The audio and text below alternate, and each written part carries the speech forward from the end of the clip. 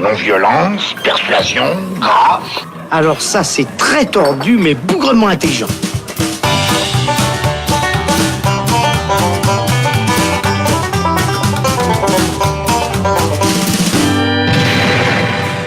Bonjour à toutes et tous, merci de nous rejoindre si vous nous regardez sur Facebook et merci à ceux qui ont fait le déplacement, qui sont là. On est donc Le Saloon, un podcast de cinéma. On est tous autour de la table pour faire une émission spéciale qui va durer environ 2 petites heures, une émission de fin d'année où on va revenir sur les meilleurs films de l'année, sur les pires, faire un petit bilan. Et puis avant ça, on va revenir sur 3 films. On va vous proposer 3 débats critiques en fait sur 3 sorties majeures du mois de décembre, à savoir Mortal Engines, le film Mowgli disponible sur Netflix, et puis Spider-Man Into the Spider-Verse. Voici un petit peu le programme. Donc merci de nous rejoindre.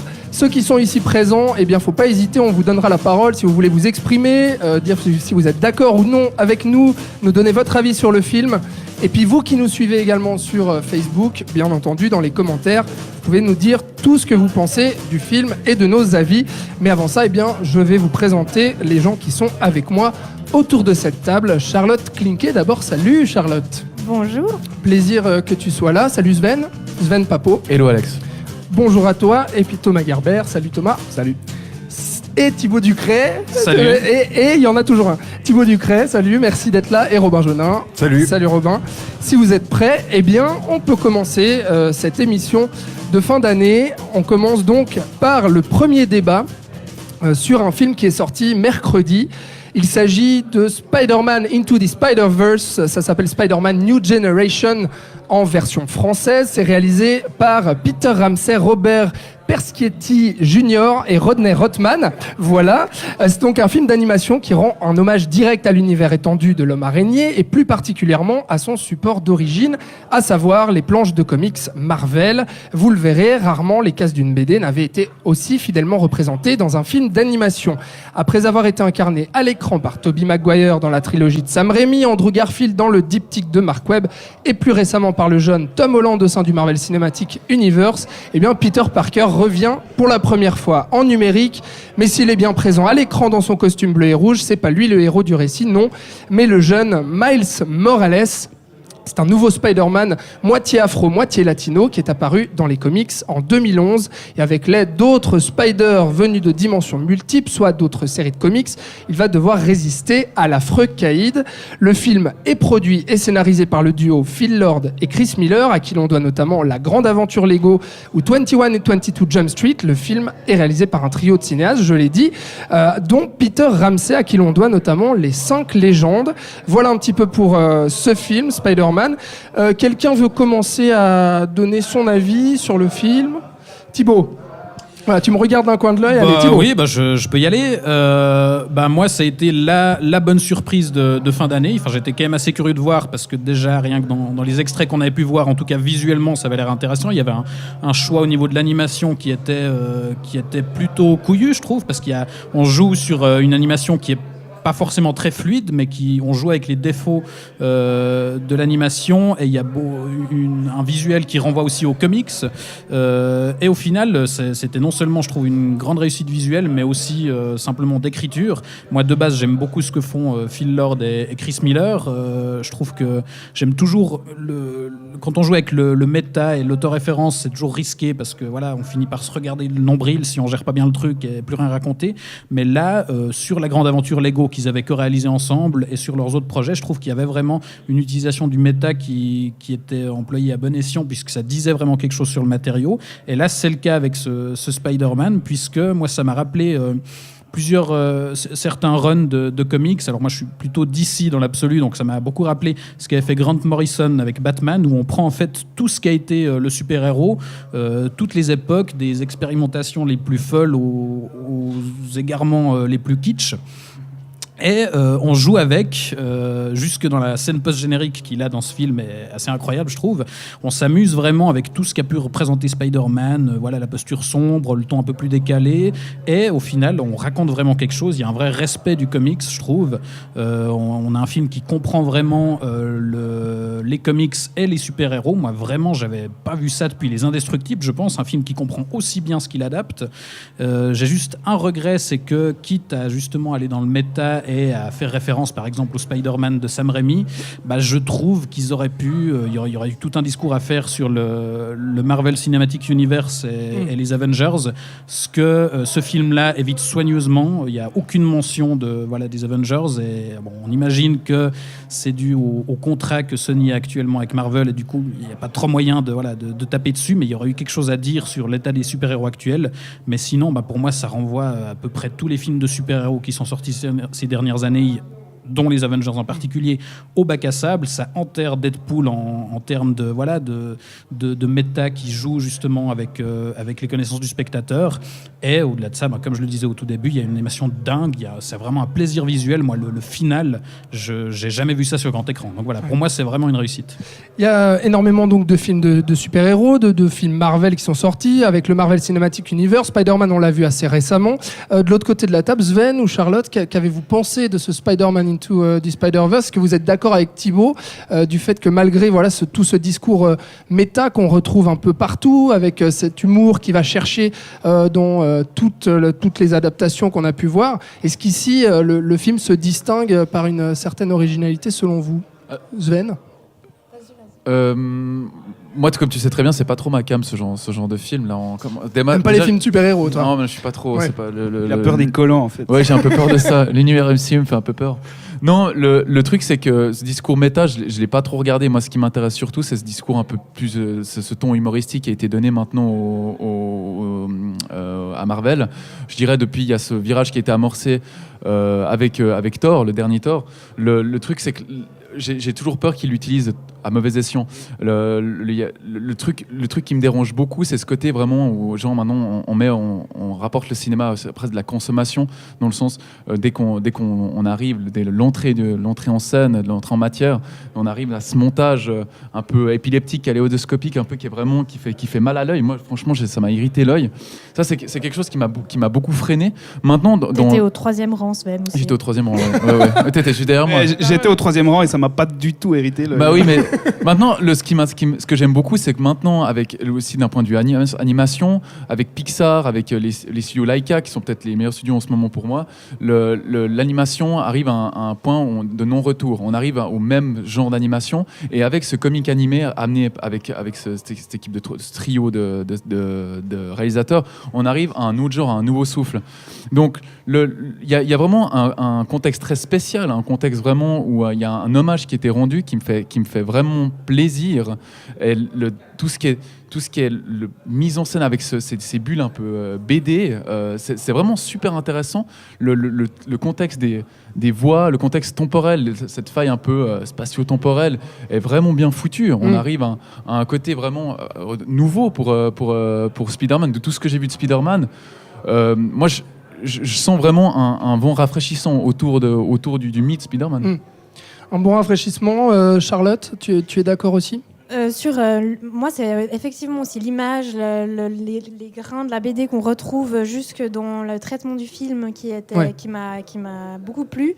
On sent, ça m'a fait penser à plus du pop art, comme les travaux de Roy Lichtenstein. Puis je trouve pas mal parce qu'on a à la fois cet univers BD, puis à la fois cet univers plus artistique, un peu plus très street même. Pardon ? Il y a un côté très strict, très moderne, une modernité qui a été ramenée au comic. Ouais, ça, c'est clair, puis ce contexte où les deux générations se collisionnent un peu. Ouais. Parce qu'on a aussi le Miles Morales, en fait, ce personnage-là, il est apparu à partir de 2011, donc on sent aussi ce côté assez moderne, voire post-moderne dans l'approche. Puis cette envie de démystifier aussi celui qui est Spider-Man et celui avec qui on a grandi, puis pour lequel on a beaucoup d'affection. Moi, j'ai beaucoup d'affection pour Tony Parker et puis Tobey Parker. Pour Peter Parker. Tony Parker, Maguire. il fait du basket. Mais on cherche à New Generation, c'est vraiment ça. On cherche à toucher un nouveau public. tout en gardant un peu ce même esprit des 3 premiers, je trouve. Après, est-ce que je peux déjà dire un peu ce qui m'a moins plu? Ah bah oui, vas-y, ouais, bien sûr, bien sûr. Ce qui m'a peut-être un peu moins plu, c'est au-delà de la prise de risque scénaristique que je trouve bonne, c'est cette idée, cette envie d'ameuter en fait le plus de gens possible face à cette animation. On a le noir américain, le chômeur, la femme, l'enfant, on a même l'animal, une volonté de Le Spider cochon quand même. Voilà, Spider cochon. Ouais. Une volonté de faire plaisir sans choisir un camp en fait, en quelque sorte. Mais j'ai trouvé bien parce que aussi une autre chose, c'est que généralement les héros sont des orphelins, alors que ce Miles Morales, on prend la décision de le situer dans une famille avec des parents et puis Et un père flic, quoi. et un père flic. ouais. Voilà, je trouve ça change aussi des héros orphelins qu'on connaît très très bien. Mais pourtant, on retrouve quand même dans ce personnage de Miles Morales le mythe du super-héros et surtout le mythe de Spider-Man. Il y a encore une histoire familiale, une histoire d'héritage, de transmission et puis un rapport aussi avec un oncle. On n'en dévoilera pas plus, mais on retrouve tout ça dans ce personnage, Thomas.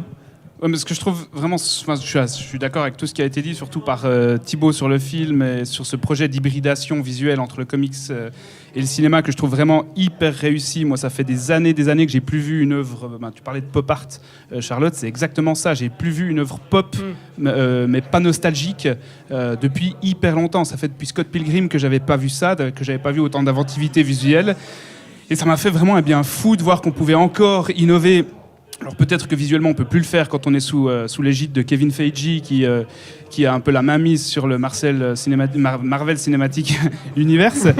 Et ça prouve après Logan, qui était aussi un film Marvel mais fait en dehors de l'écurie Disney et Kevin Feige, que voilà, il faut sortir de ce cadre-là pour vraiment proposer quelque chose de nouveau. Maintenant, sur le personnage de Morales, ce que je trouve vraiment excellent dans le film, c'est la deuxième grande réussite après le choc visuel pour moi, c'est le fait que on raconte ses origines, c'est un récit d'origine, donc c'est un film qui permet d'introduire un nouveau Spider-Man, mais on ne transforme pas ça en enjeu principal du film, c'est-à-dire qu'on ne nous fait pas miroiter une grande histoire d'origine, et c'est pas notre seul intérêt en fait quand on regarde le film. Et c'est pas l'origine qui va faire l'histoire du film, mais c'est l'histoire du film qui raconte plein d'autres choses, justement des relations familiales et puis une intrigue aussi qui pour elle-même vaut la peine, qui va faire l'origine de Miles Morales. Et moi, je me suis surpris à en fait oublier pendant le film qu'on était en train de me raconter la genèse d'un nouveau Spider-Man. Et c'est petit à petit où je me suis dit tiens, il y a tel élément qui est fondateur, qui commence à créer un personnage avec une densité, avec une entité propre. Et ça, je trouve vraiment super habilement fait. Et ça fait longtemps que j'avais plus vu un récit d'origine que je suivais avec autant d'attention et autant de plaisir. Maintenant, moi, cette dimension méta qui t'a pas tant fatigué, Thibaut, moi, elle m'a plus fatigué que toi. C'est-à-dire que oui, c'est justifié par la diégèse, le fait qu'on va avoir plusieurs univers, qu'on va avoir plusieurs Spider-Man qui vont se rencontrer. Donc forcément, c'est l'occasion pour se faire des vannes sur d'autres Spider-Man, la danse de Spider-Man 3 de Sam Raimi qu'on tacle au passage. Je trouve que ça va un moment, et il y a quelques idées bien trouvées. L'idée du Rubik's Cube que découvre le Spider-Man en noir et blanc, ça m'a fait très très rire. Mais au final, ça reste quand même un produit qui ressemble à de l'entre-soi. Et il y a cette dimension incestueuse que je reproche parfois aux productions super-héroïques qui étaient horripilantes. On se regarde le nombril, en fait. On se regarde le nombril. Après, un film comme Deadpool, que je conchis vraiment, parce que les deux, je les trouve abominables. Conchis, quoi. Ouais, clairement. Le deuxième, je l'ai vu dans l'avion, c'est de dire. D'accord. Et le Deadpool se contentait de moquer, en fait, les autres univers super-héroïques et ne proposait absolument rien de nouveau. Et rien tout court. En fait, il n'y avait que ça, il n'y avait que du méta. Là, le méta, il est justifié par la diégèse. Donc, j'ai une tolérance un peu plus grande. Et puis, surtout, on propose autre chose. Il y a comme on le disait, il y a une vraie histoire autour de ce Miles Morales qui cartonne. Et il se moque pas aussi. C'est ça qui est aussi très, très positif pour moi dans ce film. C'est que c'est pas du méta qui va justement mettre en relief les codes, et comme certains films du Marvel Cinematic Universe, c'est pas cynique, c'est pas on connaît les codes, on n'est pas dupe, machin, clin d'œil, tout ça. C'est vraiment du méta, c'est vraiment du méta qui raconte quelque chose. Et puis il se moque quand même de la danse de Spider-Man 3. Oui, c'est ce que j'allais dire. Il se moque, il se moque quand même gentiment, mais moi j'ai ressenti aucune condescendance, aucun mépris, et au contraire cette idée des multiplicités des Spider-Man aussi, pour moi c'est vraiment une illustration de tout ce que permet le comics. On peut proposer plein de versions différentes, et c'est ça qui est intéressant. Ouais, c'est ça, avec plusieurs Peter Parker aussi. Je sais pas si on l'a mentionné, ça m'a peut-être échappé, mais il y a même un Peter Parker un peu bedonnant qui s'est retrouvé finalement suite à la mort de sa compagne à boire des bières et à bouffer des pizzas. Non, ils sont juste séparés. Ils sont juste séparés. On peut rassurer sa famille, elle va bien. Sépare, Alex, l'autre ne meurt pas. Ouais, si jamais. C'est ça. Non, je me tourne de l'autre côté. Sven, Charlotte, est-ce que vous êtes d'accord avec ce qui vient d'être dit ? Est-ce que vous avez les mêmes limites avec le film que peut reprocher Thomas, avec ce côté ton postmoderne qui m'emmerde en fait. Voilà, qu'on retrouve un peu partout dans les films de super-héros. Qu'est-ce que vous pensez de ça ? Est-ce que pour vous ça fonctionne tout le temps ou est-ce que ça finit par vous agacer ? Alors moi, toute la première partie, j'ai trouvé j'ai rejoint Thomas. Toute la première partie, j'ai trouvé super. Franchement, justement, on a la redécouverte d'un héros. On tente de l'humaniser aussi, enfin de lui donner des sentiments, des émotions. Alors, je dis pas que Tobey Maguire n'en avait pas, mais là, c'est autre chose. On est aussi dans le corps d'un jeune adolescent. C'est pas la même. On nous propose quelque chose de novateur, je trouve. Moi, c'est plus durant un peu la scène de fin où là, cet effet kaléidoscopique dont on faisait référence Sven, m'a un peu plus fatiguée, ouais. Enfin, ça... Moi, c'est la limite que j'ai un petit peu avec le film, même si je rejoins un petit peu Thomas là-dessus, mais j'ai encore une autre petite réserve personnelle, c'est que je trouve que l'adaptation du comics, en fait, aussi littérale que ça, avec vraiment où on a l'impression de feuilleter les planches d'un comic, c'est hallucinant. Ils vont jusqu'à reproduire les cases, les bandes, la planche, les onomatopées, il y a les etc. onomatopées, les phylactères, c'est clair. Il y a tout, mais du coup, moi, mais il n'y a pas que ça. Non, il y a un jeu, mais on fait du cinéma aussi. C'est pas Sin City, c'est pas on décalque les cases. Exactement, c'est pas du 1 est un 1 comme Sin City où le gros flemmard de Rodriguez ouvrait la BD puis la filmait. C'est plutôt dans la veine de Edgar Wright avec Scott Pilgrim où il va se saisir du matériau comics pour en proposer quelque chose de cinématographique. Non, mais c'est vrai qu'on joue avec. On joue avec, j'aime beaucoup ça, mais je trouve que ça a une certaine limite au bout d'un moment quand c'est aussi littéral. Je trouve que ça finit par fatiguer en fait. Honnêtement, moi, même si j'ai beaucoup apprécié le film, j'ai fini par sortir de la salle. C'était un peu éprouvant quoi, en termes visuels au bout d'un moment, avec tous ces décalages, ces flous, ces couleurs, etc. Ce que je te disais, le montage graphique, le travail graphique est beau. Il y a un gros travail ce comic animé, mais le début, je suis désolé, moi j'ai dû enlever mes lunettes. Hein. C'est toujours hyper lisible. C'est une leçon de lisibilité. Non. Je pense qu'il faut quand même se faire un petit peu au parti pris parce que le choix d'animation est assez perturbant au début, je trouve quand même. C'est sûr. Parce que ça change de ces personnages rondouillards qu'on a dans tous les Pixar, mais le tous les flou en arrière-plan et je pense qu'il faut s'y faire, mais une fois qu'on s'y est fait, effectivement, c'est brillant. Il y a une vitre, il y a quelque chose, ça surprend, mais c'est logique en fait. Complètement. Ouais. Par contre, la fin, que vous parliez comme kaléidoscopique, pour moi, elle écrase cette daube de Strange.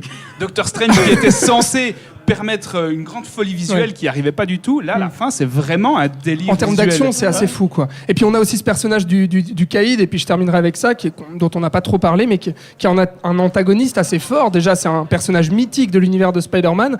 Et puis là, je trouve qu'il existe aussi pour une raison par rapport à tous ces films du MCU qu'on peut voir, où on retrouve les mêmes. Là, il existe, quoi. Et son plan machiavélique est justifié par des émotions. Ouais, donc, tout à fait. Voilà pour Spider-Man Into the Spider-Verse. Je ne sais pas si dans la salle à Mix Image, il y en a qui ont vu le film, qui ont envie de voir le film, qui souhaiteraient réagir. En tout cas, n'hésitez pas.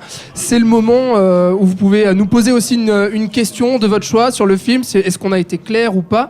En tout cas, sur Facebook, on nous demande par exemple qu'est-ce que c'est. On reste dans les super-héros. Qu'est-ce que c'est cette affreuse poupée jaune et rouge qui est devant la caméra ? Eh bien, c'est un Iron Man. Voilà. Sinon, on nous dit aussi qu'il est bon de voir que certains ont bon goût. Merci Eric. Voilà. Merci Eric, exactement. Donc voilà, Spider-Man Into the Spider-Verse qui est en salle depuis le 12 décembre. Et je crois que c'est un conseil général, hein, même si... c'est le film de super-héros de l'année, quoi. On parle, ouais, c'est ça. Non, mais c'est vrai. Enfin, non. Je sais ce que tu vas dire. Non, mais on en parlera dans la deuxième partie de cette émission quand on abordera les tops. Mais effectivement, même si quand on parle comme ça pendant longtemps sur un film, au bout d'un moment, on commence à y trouver des limites et puis à pousser le vice assez loin. Vous aurez compris que globalement, c'est un conseil général. Je vous propose donc qu'on passe tout de suite à notre deuxième débat, qui donc parlera de Mortal Engines, qui est donc le blockbuster fantastique de cette fin d'année, qui cristallisait beaucoup d'espoir, et pour cause. Souvenez-vous, il y a quelques mois, on pouvait voir des premières images très alléchantes d'un univers dystopique, futuriste, puisqu'on se situe après l'an 3000, et puis avec un design steampunk assez réjouissant. On voyait des villes mouvantes dans l'urgence de se déplacer, et on a encore plus frissonné, j'imagine que vous aussi, quand on a vu le nom de Peter Jackson, à qui l'on doit les trilogies du Seigneur des Anneaux et du Hobbit, crédité en tant que producteur et scénariste de ce Mortal Engines. Voire même dans certaines bandes annonces de créateur du Seigneur des Anneaux. Créateur du Seigneur des Anneaux, exactement. Mais ce qu'il faut savoir, c'est que Peter Jackson, ça fait très longtemps qu'il veut en fait adapter le roman SF de Philip Reeve, qui porte le même nom, Mortal Engines. Mais si à la base Jackson devait s'occuper de tout le bazar, il a fini par confier la réalisation à Christian Rivers. Le nom ne vous dit peut-être rien, mais en fait c'est l'un de ses plus fidèles compagnons de route, puisqu'il était d'abord son storyboarder, puis ensuite responsable des effets spéciaux de la plupart de ses films. Ici, Christian Rivers signe sa première réalisation. Alors Mortal Engines, ça parle de quoi ? Eh bien, ça se centre dans un Londres post-apocalyptique ravagé après un holocauste nucléaire, où l'on va suivre la rébellion de Esther Shaw. C'est une jeune femme venue des Outlands qui est prête à en découdre avec Thaddeus Valentine. C'est un vilain politicien avide de pouvoir qui est prêt à détruire le monde, voilà, plein dans le mille, et c'est incarné par Hugo Weaving. Voilà un petit peu pour le décor de ce Mortal Engines, qui est donc dans les salles depuis le 12 décembre. Est-ce que quelqu'un veut commencer ? Robin, on t'a pas encore entendu. Robin, Mortal Engines. Alors, je sais que je vais être contre à peu près tout le monde autour de cette table. Je suis avec toi. Merci. Thibaut te soutient, Alors, vas-y Robin. c'est loin d'être un grand film, il y a plein de défauts, mais j'ai eu une petite affection pour ce film, je dois dire, parce que même si voilà, il y a plein de problèmes, et on va largement y revenir, je pense, notamment d'écriture de personnages, de scénario quand même très classique, de fin, enfin voilà, manifestement Peter Jackson aime mettre en scène des grandes armées qui viennent casser des murs, puisque c'était déjà Seigneur des Anneaux 2, 3, tout ça. Et voilà, c'est vrai que c'est une histoire assez classique, des personnages assez peu développés, on va dire, mais je sais pas pourquoi l'univers m'a embarqué avec ce côté très steampunk où on entre directement dans cette ville de Londres qui bouge. D'ailleurs, je crois qu'il faut le dire aussi quand même, on va voir si certains sont d'accord, la scène d'ouverture quand même, oui. C'est badass. Donc la scène d'ouverture, la scène d'ouverture, donc on suit, c'est une petite ville mouvante qui est suivie, qui est coursée par Londres gigantesque derrière, qui veut essayer de la récupérer, de l'engloutir. Tout à fait. Et donc le film commence, le film commence très bien. Il y a un univers installé qui marche assez bien, je trouve. Et puis surtout, il y a quelque chose qu'on retrouve, c'est la patte de Peter Jackson, c'est-à-dire ces plans qui parleront à tout geek dans l'âme. Voilà, la première fois que tu découvres Foncombe avec ce grand plan, ça claque. Et puis là, il y a 2-3 scènes où tu te dis, ouais, ok, c'est cool. Et des plans d'ambiance, des plans larges où tu te dis, ok, Peter Jackson a quand même un truc en termes au moins artistiques. Mais après, comme je dis, je pense que les autres vont plus taper sur le film que moi. Il y a malheureusement des défauts, les scènes de baston notamment, qui sont juste illisibles au possible. Donc je suis tout à fait conscient que le film n'est pas excellent, mais t'as envie de le défendre. Mais j'ai passé un bon moment quand même. Et puis je suis rentré dans le film, dans l'univers, et puis ça m'a porté sur le film. Bon, qui va contredire Robin autour de cette table ? Moi, je vais pas le contredire, mais en fait, j'ai eu la même impression. Je me suis dit, tiens, mis à part qu'on tombe assez vite dans des clichés dans ce film, je me suis dit, tiens, j'ai de l'affection, je ressens de l'affection. Pourquoi ? Vraiment. Oui, moi je me demande aussi. Pourquoi ? Et en fait, je me suis rendu compte que c'était j'ai pas envie de crier au plagiat, ouais. Mais c'est presque une copie de Star Wars. Mais oui. Mais Mais complètement. tellement. T'as les différentes villes qui font référence également aux planètes. On a la fille qui possède la clé, la fille qui possède les plans. Mm-hmm. On a la nana qui est accompagnée par un acolyte qui a le don du savoir, mais qui débute dans l'aventure un peu comme Luke, quoi. Le but, c'est de détruire la ville, l'Étoile Noire, donc la République, et qui menace de détruire une cité paisible qui ressemble étrangement à Naboo. Non mais sincèrement, c'est hallucinant. La destruction, elle est presque identique, mis à part on a le désamorcement de la bombe. Alors je suis désolée, je spoil, mais parce que ma recherche va tellement loin. C'est que même jusqu'à la fin, non, mais quoi. C'est ça. Le désamorcement de la bombe. Alors ok, qui rappelle plus Spider-Man, New Generation, où il faut mettre une clé USB pour désamorcer. Voilà. D'ailleurs, quand il nous montre la destruction de la ville actuelle, on a l'impression que c'est Spider-Man Homecoming qui a pas fait son job et du coup, la bombe a explosé, le rayon violet là, a explosé puis a détruit tout le monde. Et on a l'engin volant qui doit entrer dans la ville et donc viser le cœur pour la détruire, mais c'est exactement la même chose. Et on a le twist de l'Empire contre-attaque. Hugo Weaving. Spoiler. Non mais attends. Après 3 minutes, tu le grilles, le spoiler. Non mais je suis désolée, mais on a même Hugo Weaving qui fuit dans une petite capsule. Comme Dark Vador. Et puis, on a même le « Je suis ton père ». Mais ça, c'était tellement gros qu'on a juste filmé des yeux comme ça, un peu... pour qu'on comprenne.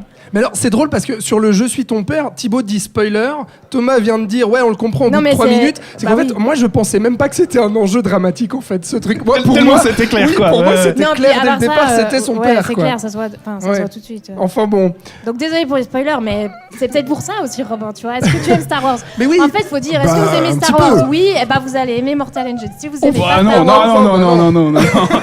C'est l'épisode 4 et 5, j'adore, mais alors on n'a pas envie de revoir la même chose, mais non, mais à part ça, c'est presque hallucinant. Comme dès le moment où tu as capté, enfin en tout cas moi, dès le moment où j'ai capté ça, cette clé de lecture, j'étais plus du tout surprise à aucun moment, quoi.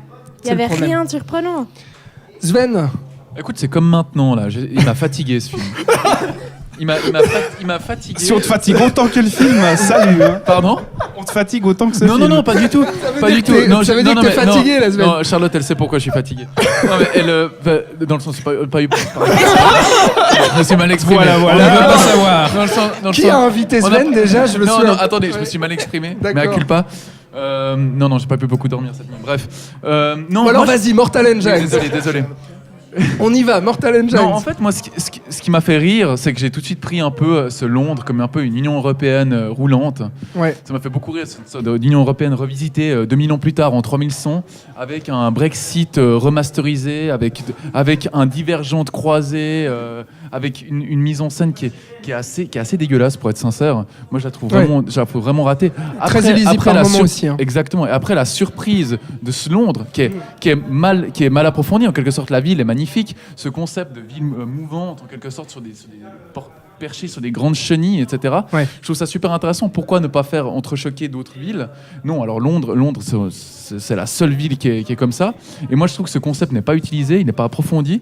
Il est évoqué au début, mais en fait, au bout de 20 minutes, après, on passe à autre chose. On a l'impression que Londres, c'est la seule ville qui a réussi à s'en sortir de ce fameux holocauste, que je sais pas quoi, chimique. Une bombe qui a explosé. Même là, quantiques. Même là, à ce moment-là, je me suis dit, mais en fait, qu'est-ce que je m'en fiche ? Qu'est-ce qui s'est passé ?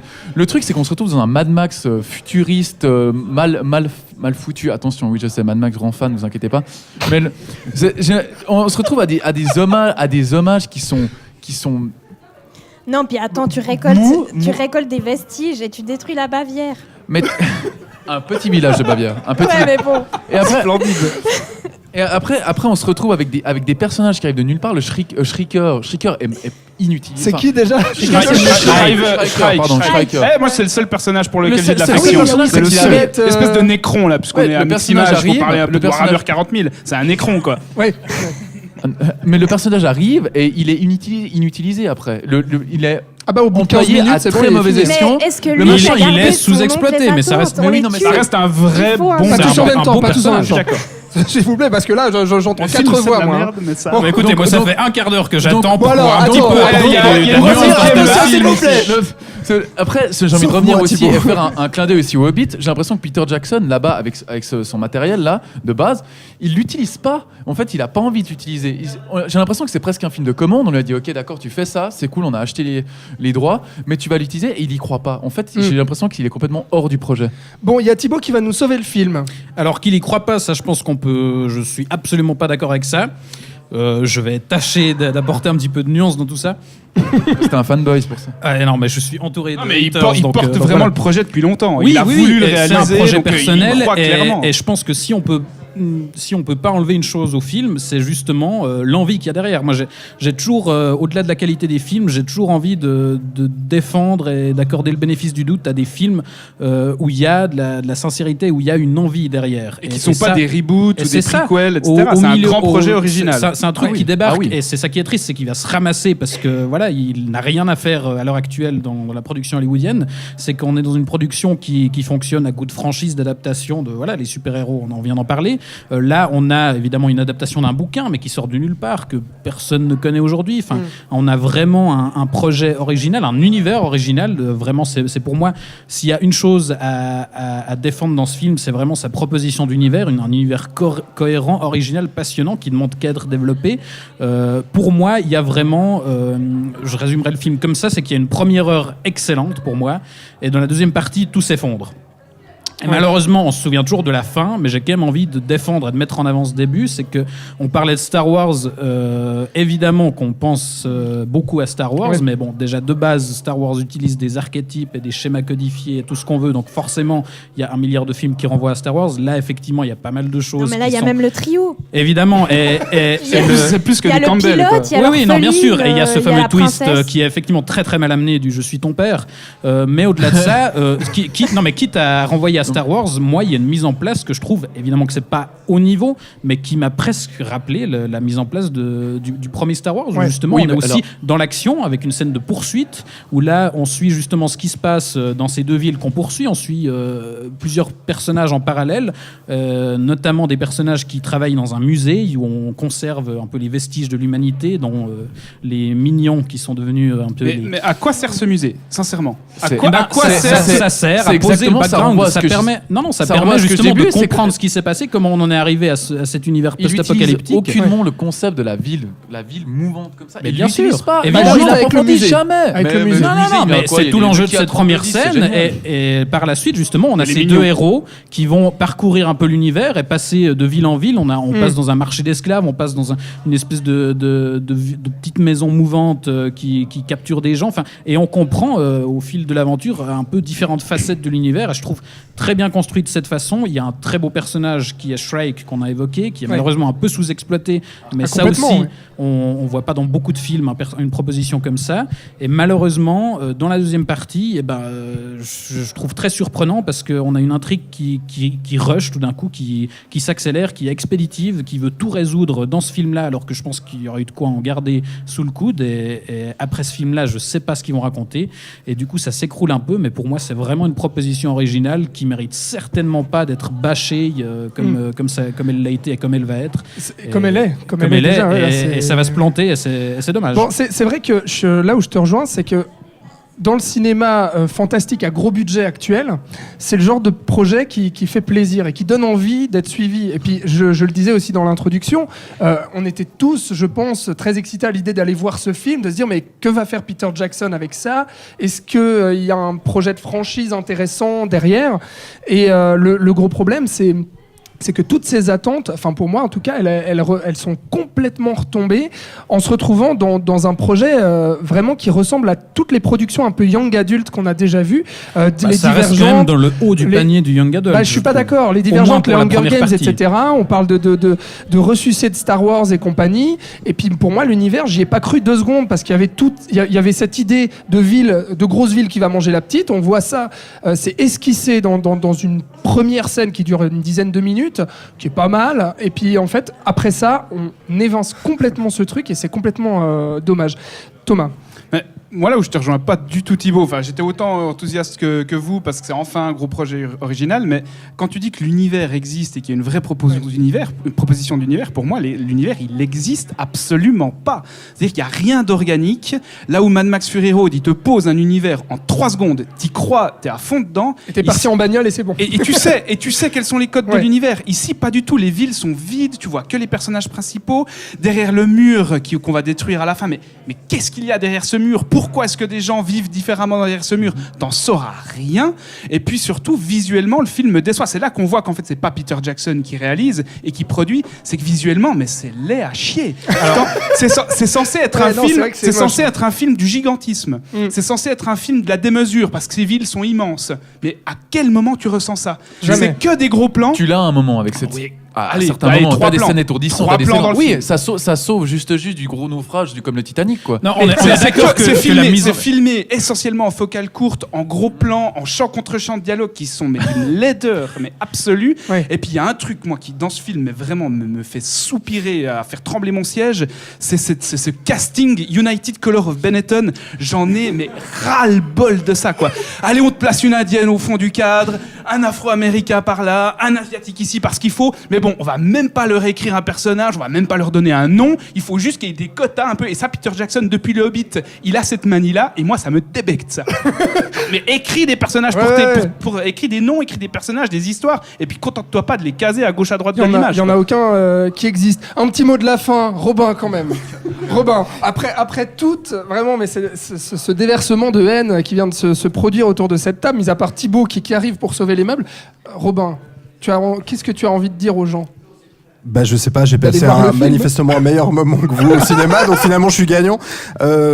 Non, bah écoutez, donnez-lui une chance, si ce n'est pas au cinéma, au moins en VOD par la suite ou en téléchargement d'une manière ou d'une autre.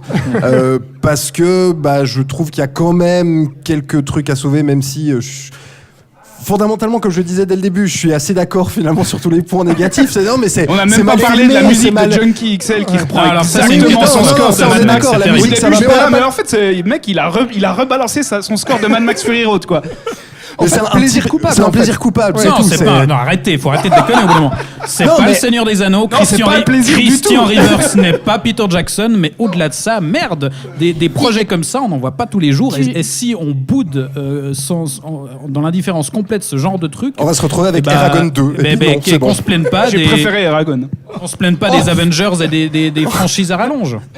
À part ça, Thomas, tu demandais à quoi sert le musée. Tu viens de choquer tout le monde. Attends, je crois que Charles, j'ai passé là au-dessus de l'image.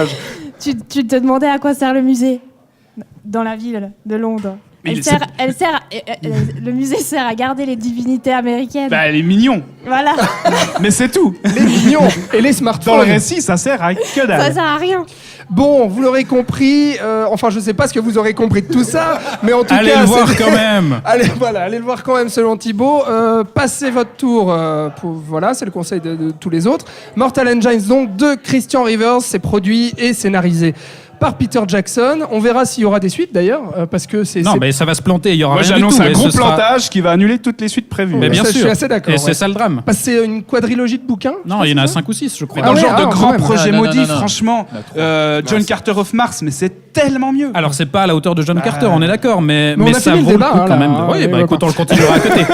Voilà pour Mortal Engines de Christian Rivers. Est-ce que dans le public, on est toujours en direct à Mix Images, donc magasin à Lausanne de jeux vidéo et pop culture, et puis il y a peut-être des fans ici de cinéma fantastique. Réagir, là. Voilà. Est-ce que quelqu'un aimerait prendre la parole dans l'assemblée, s'il vous plaît? Est-ce que quelqu'un a vu Mortal Engines? Est-ce que quelqu'un... pas semblant qu'il y a des gens qui nous regardent et qui nous écoutent, quoi. Mais oui, il y en a. Bah oui, si, il y en a. Bien sûr, et puis je sais pas si vous avez envie de réagir, en tout cas n'hésitez pas, si vous avez envie de voir Mortal Engines. Sinon, eh bien on peut passer gentiment au troisième débat, puisque l'heure file. Notre troisième film du jour, c'est Mowgli. Réalisé par Andy Serkis. Andy Serkis, vous le connaissez toutes et tous, puisque c'est Gollum. Voilà, on fait une petite transition avec Peter Jackson et le Seigneur des Anneaux. Donc, on quitte les salles obscures pour aller en fait chez vous, puisque c'est sur Netflix que le film est sorti la semaine passée. Ça fait longtemps qu'on l'attend. Alors pourquoi? Petite explication. Ça va prendre un petit moment, mais quand même, je pense que poser le contexte, c'est plutôt pas mal. Hein. Mon voisin de gauche ne dira pas le contraire. En 2012, en fait, Warner Bros a voulu développer une version plus sombre et plus adulte du livre de la jungle. Il ne s'agissait pas donc de recopier le dessin animé de Disney, mais de coller davantage à l'esprit du bouquin de Rudyard Kipling. Après une multitude de noms de réalisateurs évoqués, eh bien c'est Andy Serkis qui a été choisi, puisque notamment il maîtrisait l'art de la technique de la motion capture, et donc il commence à travailler sur le film en 2014, sauf que voilà, Disney a flairé le truc depuis un moment, et puis sans que ça pourrait bien compromettre son projet d'adaptation en prise de vue réelle du livre de la jungle, Mickey embauche donc Jon Favreau, et vous connaissez la suite. Le film sortira en 2016, vous l'avez peut-être vu, le livre de la jungle en prise de vue réelle, soit du coup bien avant en fait qu'Andy Serkis termine son Mowgli, qui nécessite beaucoup de temps de post-production pour la motion capture. Le film, il était initialement prévu pour fin 2017. Il a été finalement repoussé d'une année. Vous pouvez comprendre, la Warner avait peur de l'échec commercial en sortant trop rapproché du Disney. La production aura eu tellement peur que finalement, en fait, Mowgli sera racheté par Netflix. C'était cet été pour finalement le sortir de manière un peu camouflée le 7 décembre. Je ne sais même pas si vous avez entendu parler en fait de la sortie de ce film, mais nous, on a envie d'en parler. Non, mais parce que honnêtement, il y a de la pub partout à la télé. C'est vrai ? Ouais. Bon, moi j'ai l'impression que c'est passé un peu inaperçu. Et puis donc on a quand même au casting des voix, donc puisque ce sont de vrais acteurs qui interprètent Bagheera, par exemple, c'est Christian Bale, Baloo, c'est Andy Serkis. C'est pas que leur voix, c'est leur gueule aussi. Oui, leur voix, leur gueule, pardon. Oui, exactement. Exactement. C'est donc les vrais acteurs qui interprètent tous ces animaux. Kate Blanchett sera K et Shere Khan, ce sera Benedict Cumberbatch. Voilà, Thibaut, qu'est-ce que tu veux dire sur Mowgli ? Je commence ce coup-ci. Vas-y. Je veux dire que je l'attendais beaucoup parce que j'étais très curieux de voir ce que Andy Serkis pourrait faire en tant que réalisateur avec la performance capture, puisque c'est devenu un petit peu depuis Gollum, ensuite il a fait La planète des singes et King Kong et tout ça, c'est devenu vraiment l'ambassadeur, de la performance capture, et du coup j'étais curieux de savoir en tant que spécialiste de cette technique ce qu'il pourrait faire avec ça, d'autant que c'est un projet assez personnel pour lui parce que le roman en tant que tel le touche beaucoup, et il y avait une thématique qu'il voulait mettre en avant, c'était celle de la différence de vraiment prendre Mowgli comme un outsider, puisque c'est quelque chose qui lui parle beaucoup en tant que fils à la fois de Britanniques et d'Irakiens. Et là, pour le coup, on a justement une adaptation avec un vrai récit centré sur la construction d'identité de Mowgli, qui est ni un homme ni un animal. Et dans cette version-là, ce qui est intéressant déjà, c'est qu'on a une vraie partie où Mowgli se confronte au monde des humains. Et on a globalement une adaptation plus fidèle au roman, comme tu l'as dit, et du coup beaucoup plus âpre, plus dur. Les animaux sont clairement moins sympas, même Baloo. Hein. On n'est pas dans un film spécialement pour enfants. Il y a pas de chanson, et ça c'est fidèle au bouquin. Dans le bouquin, ça chante pas évidemment, mais Baloo c'est pas, il en faut peu pour être heureux. Enfin c'est un espèce de mentor assez qui hésite pas à foutre des baffes quoi. Et pour le coup c'était assez risqué puisque pour une adaptation ciné, avoir des animaux parlants, c'est plus sûr de faire une petite aventure familiale avec des chansons. Mais là pour le coup je trouve que le ton plus adulte entre guillemets, ça marche vraiment. Il y a un récit vraiment prenant, et pour le coup aussi le parti pris d'avoir des animaux plus anthropomorphiques, donc avec des expressions faciales beaucoup plus marquées. Évidemment, justement, contrairement au Disney, c'est pas juste des animaux animés que les acteurs vont doubler, c'est, comme on l'a dit, leurs expressions faciales qui sont capturées, il y a même leurs mouvements, et donc ça apporte une âme supplémentaire. C'est un peu perturbant au début, je trouve, que d'avoir un Baloo qui est beaucoup plus marqué au niveau du visage, mais au final, je trouve que... Avec des vraies mimiques aussi. Ouais, avec des vraies mimiques qui flirtent vers l'humain, quoi. Mais c'est ça qui est intéressant, et au final, ça marche, je trouve. Et au milieu de ça, on a un acteur, un véritable acteur qui incarne Mowgli et qui est pour le coup vraiment bluffant, je trouve, contrairement au pauvre gamin qui était juste pas dirigé dans la version de Jon Favreau. Là, on a un vrai personnage, et il y a juste un regret que j'aurais, c'est que je trouve le final un petit peu expéditif dans la résolution, mais sinon je trouve l'adaptation au niveau du scénario très intéressante et les images vraiment très belles. L'animation est top, et voilà, pour moi c'est vraiment une vraie belle adaptation du livre de la jungle. Et c'est vrai que tu as raison, Mowgli existe, le personnage en lui-même existe, contrairement à la version de Jon Favreau en 2016. Robin. Moi je veux juste rebondir sur ce que Thibaut vient de dire. Moi je suis assez d'accord sur la globalité. Je trouve déjà que en termes de produit cinéma, de tout ce travail qu'il y a derrière, etc., qui est assez dingue quand même. On sent quand même l'évolution technologique on arrive à animer, 12, 15 animaux avec des vrais visages humains et des expressions assez... Shere Khan, on reconnaît vraiment Benedict Cumberbatch. C'est clair. Et K, tu reconnais Kate Blanchett. Oui, qui surjoue un petit peu, mais oui. Du coup, tu la reconnais, quoi. Par contre, je trouve que Thibaut dit que la fin est un peu expéditive. Moi, peut-être le problème que j'aurais avec ce film, mais qui, je pense, découle justement du fait qu'il y a énormément de travail en post-production pour retravailler tous ces animaux, c'est que je trouve que le film en entier va trop vite. En fait, je trouve qu'on passe vraiment de scène clé à scène clé à scène clé à scène clé. On prend pas le temps de se poser, on prend pas le temps de suffisamment développer les personnages. Ce qui fait que tu as l'impression que tu cours tout le temps derrière la trame. Et, le film dure 1h40. Voilà, c'est ça, c'est très expéditif, et je trouve qu'on aurait peut-être gagné et perdu de l'argent du coup, à se poser un petit peu plus, à voir peut-être les personnages un peu plus exister, et puis à je sais pas, leurs relations, ou comme ça, certaines sont assez vite passées. Celle entre Mowgli et Baloo, par exemple. Par exemple, ouais, qui va assez vite, quoi. On comprend les enjeux, on comprend les relations qu'ils ont entre eux, mais ça aurait peut-être mérité un tout petit peu plus, d'autant que la réa est pas du coup le premier film d'Andy Serkis, puisqu'il en a sorti un deuxième entre temps, qui est du coup sorti en premier par rapport à Mowgli, ça a pas de sens. Finalement, il s'en sort plutôt bien aussi en termes de mise en scène. Enfin, c'est pas incroyable, mais pour un premier film, il s'en sort bien. Oui, puis je pense qu'il a des choses à dire aussi en tant que metteur en scène, et puis un point de vue. Et tu sens que c'est une histoire qui le touche. Exactement. Enfin, tu sens que ça le marque. Tu le sens vraiment impliqué dans le film, et puis il choisit vraiment un angle sur la quête identitaire en fait de Mowgli. C'est ça qui habite tout le film. À ma droite, Charlotte, Sven. Qui a envie de réagir à ce qui vient d'être dit? Le récit initiatique, la quête identitaire, elle est intéressante. Maintenant, je vous demande pourquoi encore une énième adaptation de la jungle. C'est la première du livre, quoi. Ouais, mais bon, ok, d'accord, c'est la plus fidèle. Est-ce que tu aurais dit la même chose si ce film était sorti avant le live action de 2016? Alors, celui de Jon Favreau, j'ai trouvé nul. Donc, je suis désolé, j'ai trouvé nul. Au moins, l'intérêt de celui-là, c'est qu'il apporte une autre lecture. Oui, il y a avec des scènes plus dures, avec il y a du sang, enfin la scène où Shere Khan. Mais on va laisser Sven. Et surtout, oui, exactement. La relecture plus dramatique et tragique est plus intéressante et plus prenante. Moi, je préfère dès que c'est un peu plus dramatique. Donc, après, ce que j'aime beaucoup plus, c'est le personnage. J'aime pas les chansons, toi. Non, j'aime pas. Non, heureusement qu'il n'y a plus de musique. Débarrasser de cette musique, ça fait du bien. Par contre, bref. Et en fait. Allez, la chanson des singes, elle est cool, quoi. Et donc, Sven, va au bout de ton idée. Tiens, entre parenthèses, on parle d'une chanson de singe. Cette fameuse séquence où il se fait attraper par les singes et Shere Khan, ça m'a fait penser à la planète des singes. C'est un clin meilleure d'œil scène ou pas. du film. Non, alors pour moi, la meilleure scène du film, c'est la scène avec K, qui est très bien jouée par Kate Blanchett. Et le serpent est énorme. Eh oui, il est super stylé. Et là, on remarque qu'en fait, c'est un allié, c'est pas un rival. Donc là, ça redistribue en quelque sorte les cartes avec. Oui, en quelque sorte. D'accord, c'est ambivalent, c'est ambigu. C'est ambigu, ouais. Mais le truc, c'est que le travail sur l'identité entre la jungle, la Ola de la jungle, et les cartes sont redistribuées par les hommes. Oui, les hommes, on est la pire espèce qui existe sur cette terre.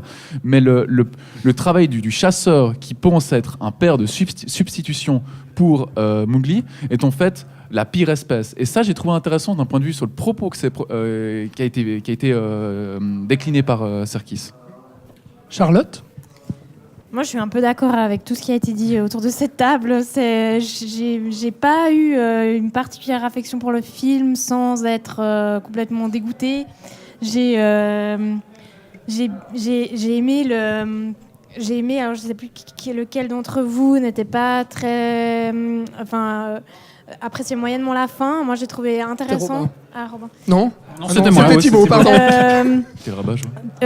De réussir, mais ça rejoint à ce que tu dis toi, de réussir à mêler les deux mondes et puis pas à mettre des gens dans des cases, à cloisonner, mais au contraire à ouvrir et puis à accepter qu'on peut être mi-homme, mi-animaux et ça pose pas de problème, alors que même dans la version dessin animé de Walt Disney, c'était voilà, le Mowgli part, et il part pour toujours, il ne reviendra jamais. Donc réussir à faire à créer cette cohésion et puis à travailler aussi cette harmonie entre homme et jungle, tout en acceptant que tout n'est pas bon d'un côté, comme tu l'as dit, ou de l'autre. C'est le travail sur les origines, sur la fin. Pour moi, la fin, c'est ce qu'il y a de mieux dans le film. C'est avec certaines séquences. Il y a ce travail sur les origines. Il découvre des nouvelles origines, les siennes, ses propres origines, les origines humaines. Ouais. Mais en quelque sorte, il ne se retrouve pas avec ses propres origines, mais il se retrouve avec ses origines qui, en quelque sorte, ne peuvent pas marcher avec sa propre espèce. Mais il se retrouve... Ils se sont loups, c'est ça. Ils se sont loups, mais il ne l'est pas. Et donc, il se retrouve dans un entre-deux où il se dit « Ok, je dois travailler et je dois montrer... je dois m'élever au-dessus de la meute, la jungle, la meute humaine, pour pouvoir régner sur la jungle. » Et ça, le propos, là, de Serkis... je dois avouer que c'est pas mal du tout. Bah, dans cette veine-là aussi, le jeu d'acteur du garçon qui arrive dans ce village et qui ne connaît pas la langue, qui ne connaît pas les mœurs, qui connaît rien, qui a en tête uniquement la loi de la jungle, justement, qui parle avec les animaux, mais on se rend compte qu'en fait, avec les êtres humains, c'est absolument pas acquis et c'est normal. J'ai trouvé particulièrement bien interprété. On a vraiment le regard du nouveau-né dans ce garçon de 10 ans, quoi. Enfin, c'est... Ce qui est assez dingue, en fait, c'est que si on compare avec le film de 2016, j'ai l'impression que celui-là raconte vraiment quelque chose. Moi, je me souviens plus de ce que me racontait le film de 2016. Pas grand-chose. Voilà, pas grand-chose si c'était un calque, en fait, du dessin animé pour les chansons, etc. Le film de 2016, en gros, c'était une démo technique. Moi, j'ai trouvé ça splendide visuellement. beau, ouais. Ça m'avait halluciné Mais même, je visuellement. trouve que la direction artistique Alors, n'a pas le dixième de ce qu'il y a chez la version on est de d'accord, Serkis. mais techniquement, c'est lisse. Techniquement, le film c'était était bluffant. exemplaire. Et en fait, c'est le film qui va lancer les grandes adaptations live de Disney. Et maintenant, d'ailleurs, Favreau va réaliser Le Roi Lion. Et les bandes annonces annoncent du plan pour plan, carrément. Et là, ce que j'aime bien dans le film de Serkis, c'est qu'il y a beaucoup plus de personnalité, il y a beaucoup plus d'âme, il y a beaucoup plus d'humanité. Et on va toujours plus loin dans le photoréalisme de l'animation, et je trouve qu'en fait, il n'y a rien qui va remplacer la gueule d'un acteur. Et là, Bagheera, Christian Bale en Bagheera ou Cumberbatch en Shere Khan, ça, c'est la turbo-classe, quoi. Moi, vraiment, je trouve que Jolie expression. tu vois, Christian Bale, je trouve que c'est un excellent rôle. Il apporte une complexité chez Bagheera, mi-bestial, mi-empathique, humain. Enfin, je trouve ça vraiment excellent. Il a une voix qui enveloppe, enfin, qui est très vraiment très mystérieuse. Moi, j'ai toujours adoré la voix de Christian Bale. Toujours, que ce soit dit. Et toujours aussi celle de Cumberbatch, même si là, on est plus nombreux à adorer sa voix. quand même. Ouais, ça va. Maintenant, je rejoins vraiment Robin sur... Moi, j'aime beaucoup le film, vraiment. Ouais. Mais il y a un défaut, c'est la rapidité et c'est le montage, je trouve. C'est-à-dire qu'on saute effectivement d'une scène utile à l'autre et parfois, j'ai l'impression qu'il y a des raccords où il manque vraiment quelque chose. Quand on passe de l'antre des singes avec K qui sauve Mowgli, alors on se dit, il va être sous l'emprise de K pendant un moment. Et en fait, plan suivant, il est déjà avec Bagheera et Baloo. Et on est là, mais quelle est la transition ? Et il me semble vraiment que soit on a charcuté le film, soit il me manque quelque chose. Ce que je trouve dommage, mais c'est clair que moi, c'est un film qui me fait plaisir. J'adore cet univers-là. Et visuellement, je trouve ça splendide. Et en plus, les personnages sont bien écrits. Enfin, vous avez tout dit, je vous rejoins. Ouais, le motion capture est magnifique. Ouais. Ça franchement. Un dernier mot sur Mowgli, quelqu'un ? Non ? Si ce n'est que... En plus, vous pouvez le regarder depuis chez vous, donc bon... Moi, j'aurais bien aimé voir ça en salle. Oui, alors clairement. Parce que, Roma, là, qui sort maintenant sur Netflix aujourd'hui, qui est aussi magnifique visuellement, lui a bénéficié d'une sortie salle réduite. Mais Mowgli, c'est aussi un film qui est pensé pour le cinéma. Enfin, c'est du scope, quoi. Ouais. C'est tourné en scope et j'aimerais bien voir ça sur un écran digne de ce nom. Moi, j'ai peur, en fait, pour rebondir sur ce que disait Sven, le premier truc que Sven a dit, c'est pourquoi une nouvelle adaptation du livre de la jungle ? C'est la première.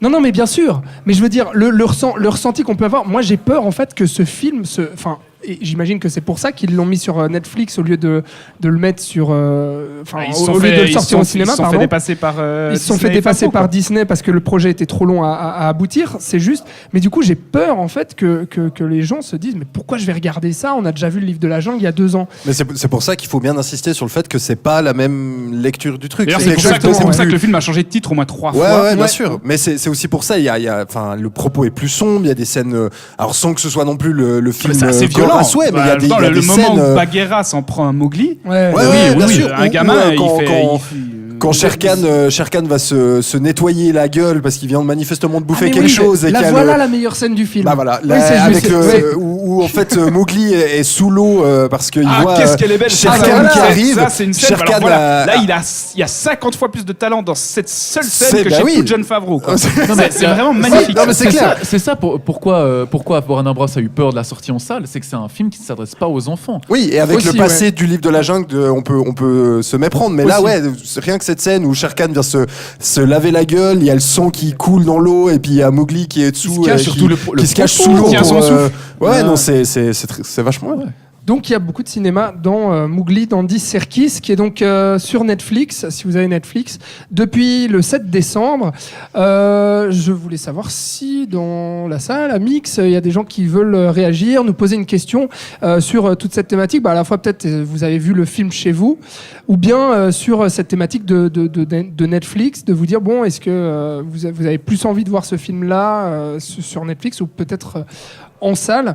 Mais c'est vrai que c'est dommage. Je crois que Charlotte voulait dire quelque chose encore. Charlotte? Non, c'était sur. Vous parliez de la noirceur aussi qui existe dans Mowgli, et puis de cette scène de Shere Khan. On a aussi le destin du petit louveteau albinos. Enfin, je veux dire, c'est pas. Ce plan, il est terrible. Ah, je il est pense. terrible, Alors vraiment, attention. Et puis, ouais, c'est ça. Hein, déconseiller moins de 10 ans, 50, ouais. 10 ans, quoi.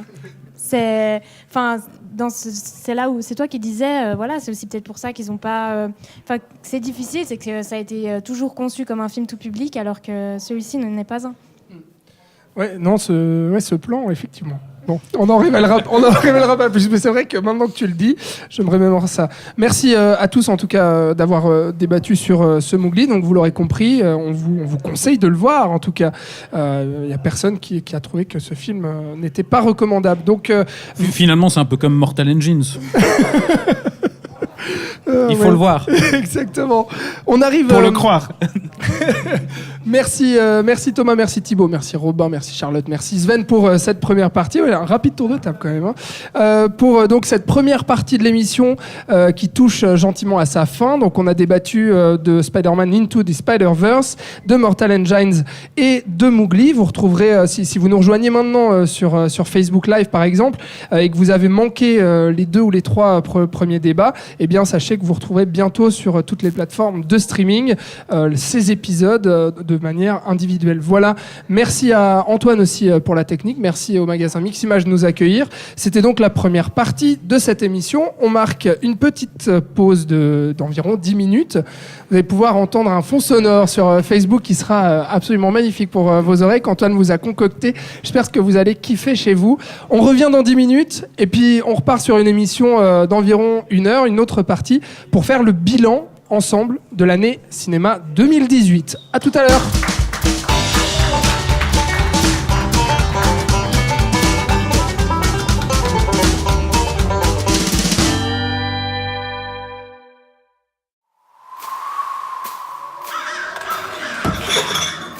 Non-violence, persuasion, grâce. Alors ça, c'est très tordu, mais bougrement intelligent.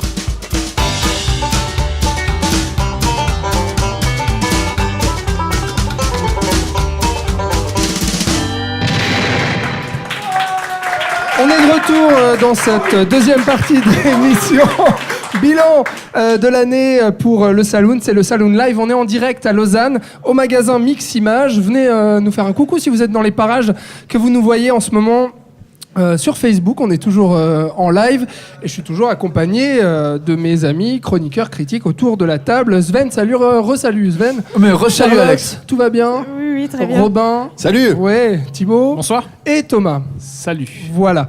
Donc on est tous les 6, on vous parle de cinéma encore pendant une petite heure et surtout de l'année 2018 en fait, l'année cinématographique 2018. Si vous avez des coups de cœur, des coups de gueule, j'imagine que vous avez tous vu plein de films cette année, eh bien n'hésitez pas à commenter cette vidéo live sur Facebook en direct et puis on pourra réagir à vos questions, vos remarques, etc.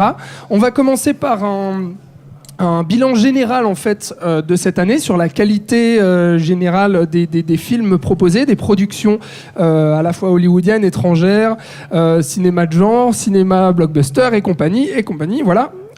Donc on fait un petit tour de table, vous nous dites chacun ce que vous avez pensé globalement de cette année, puis après on donnera chacun des coups de cœur et des coups de gueule, des tops et des flops. Donc, vous l'aurez compris. Est-ce que quelqu'un veut commencer à donner son avis global sur l'année 2018 ? Prends tes responsabilités. Allez, Thomas.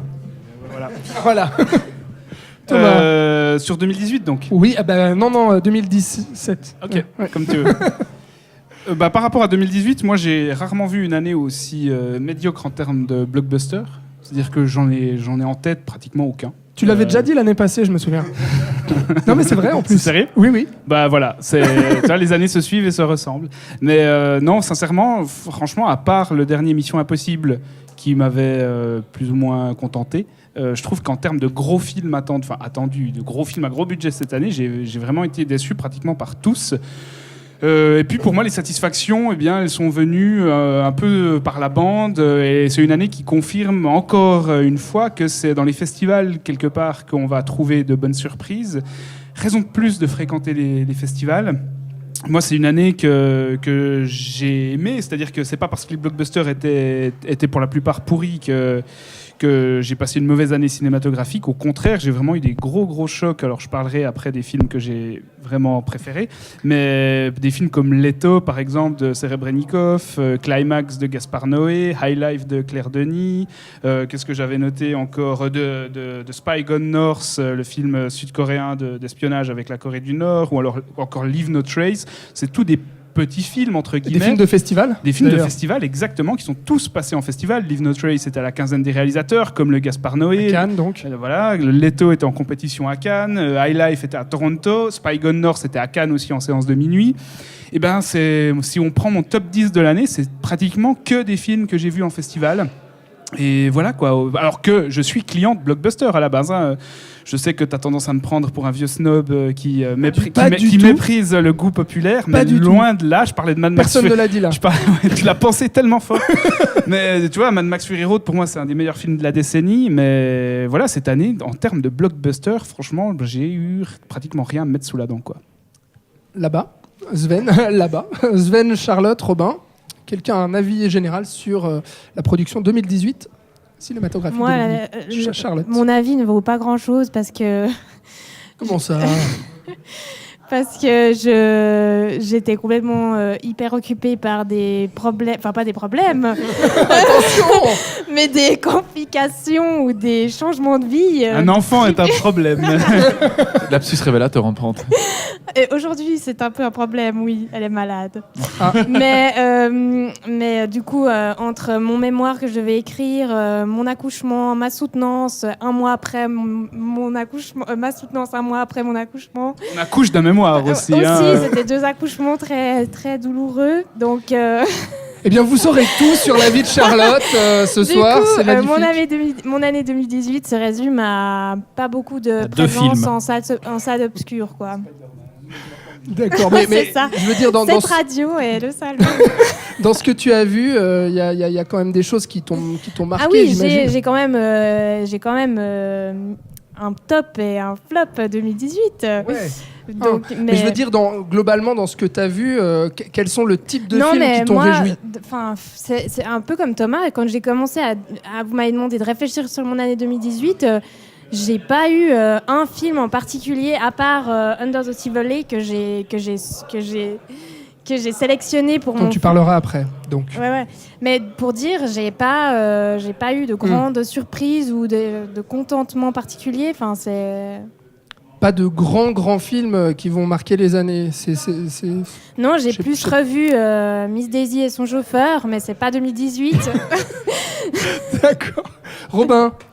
Alors j'ai vu peut-être un peu plus de films que Charlotte, mais je suis assez d'accord avec elle. En fait, il y a des bons films, il y a des films, forcément moins bons, mais dans le sens où j'ai l'impression que sur la globalité de ce qui est sorti et ce que j'ai eu l'occasion de voir en tout cas, c'était pas mal, mais il n'y a rien qui sort de...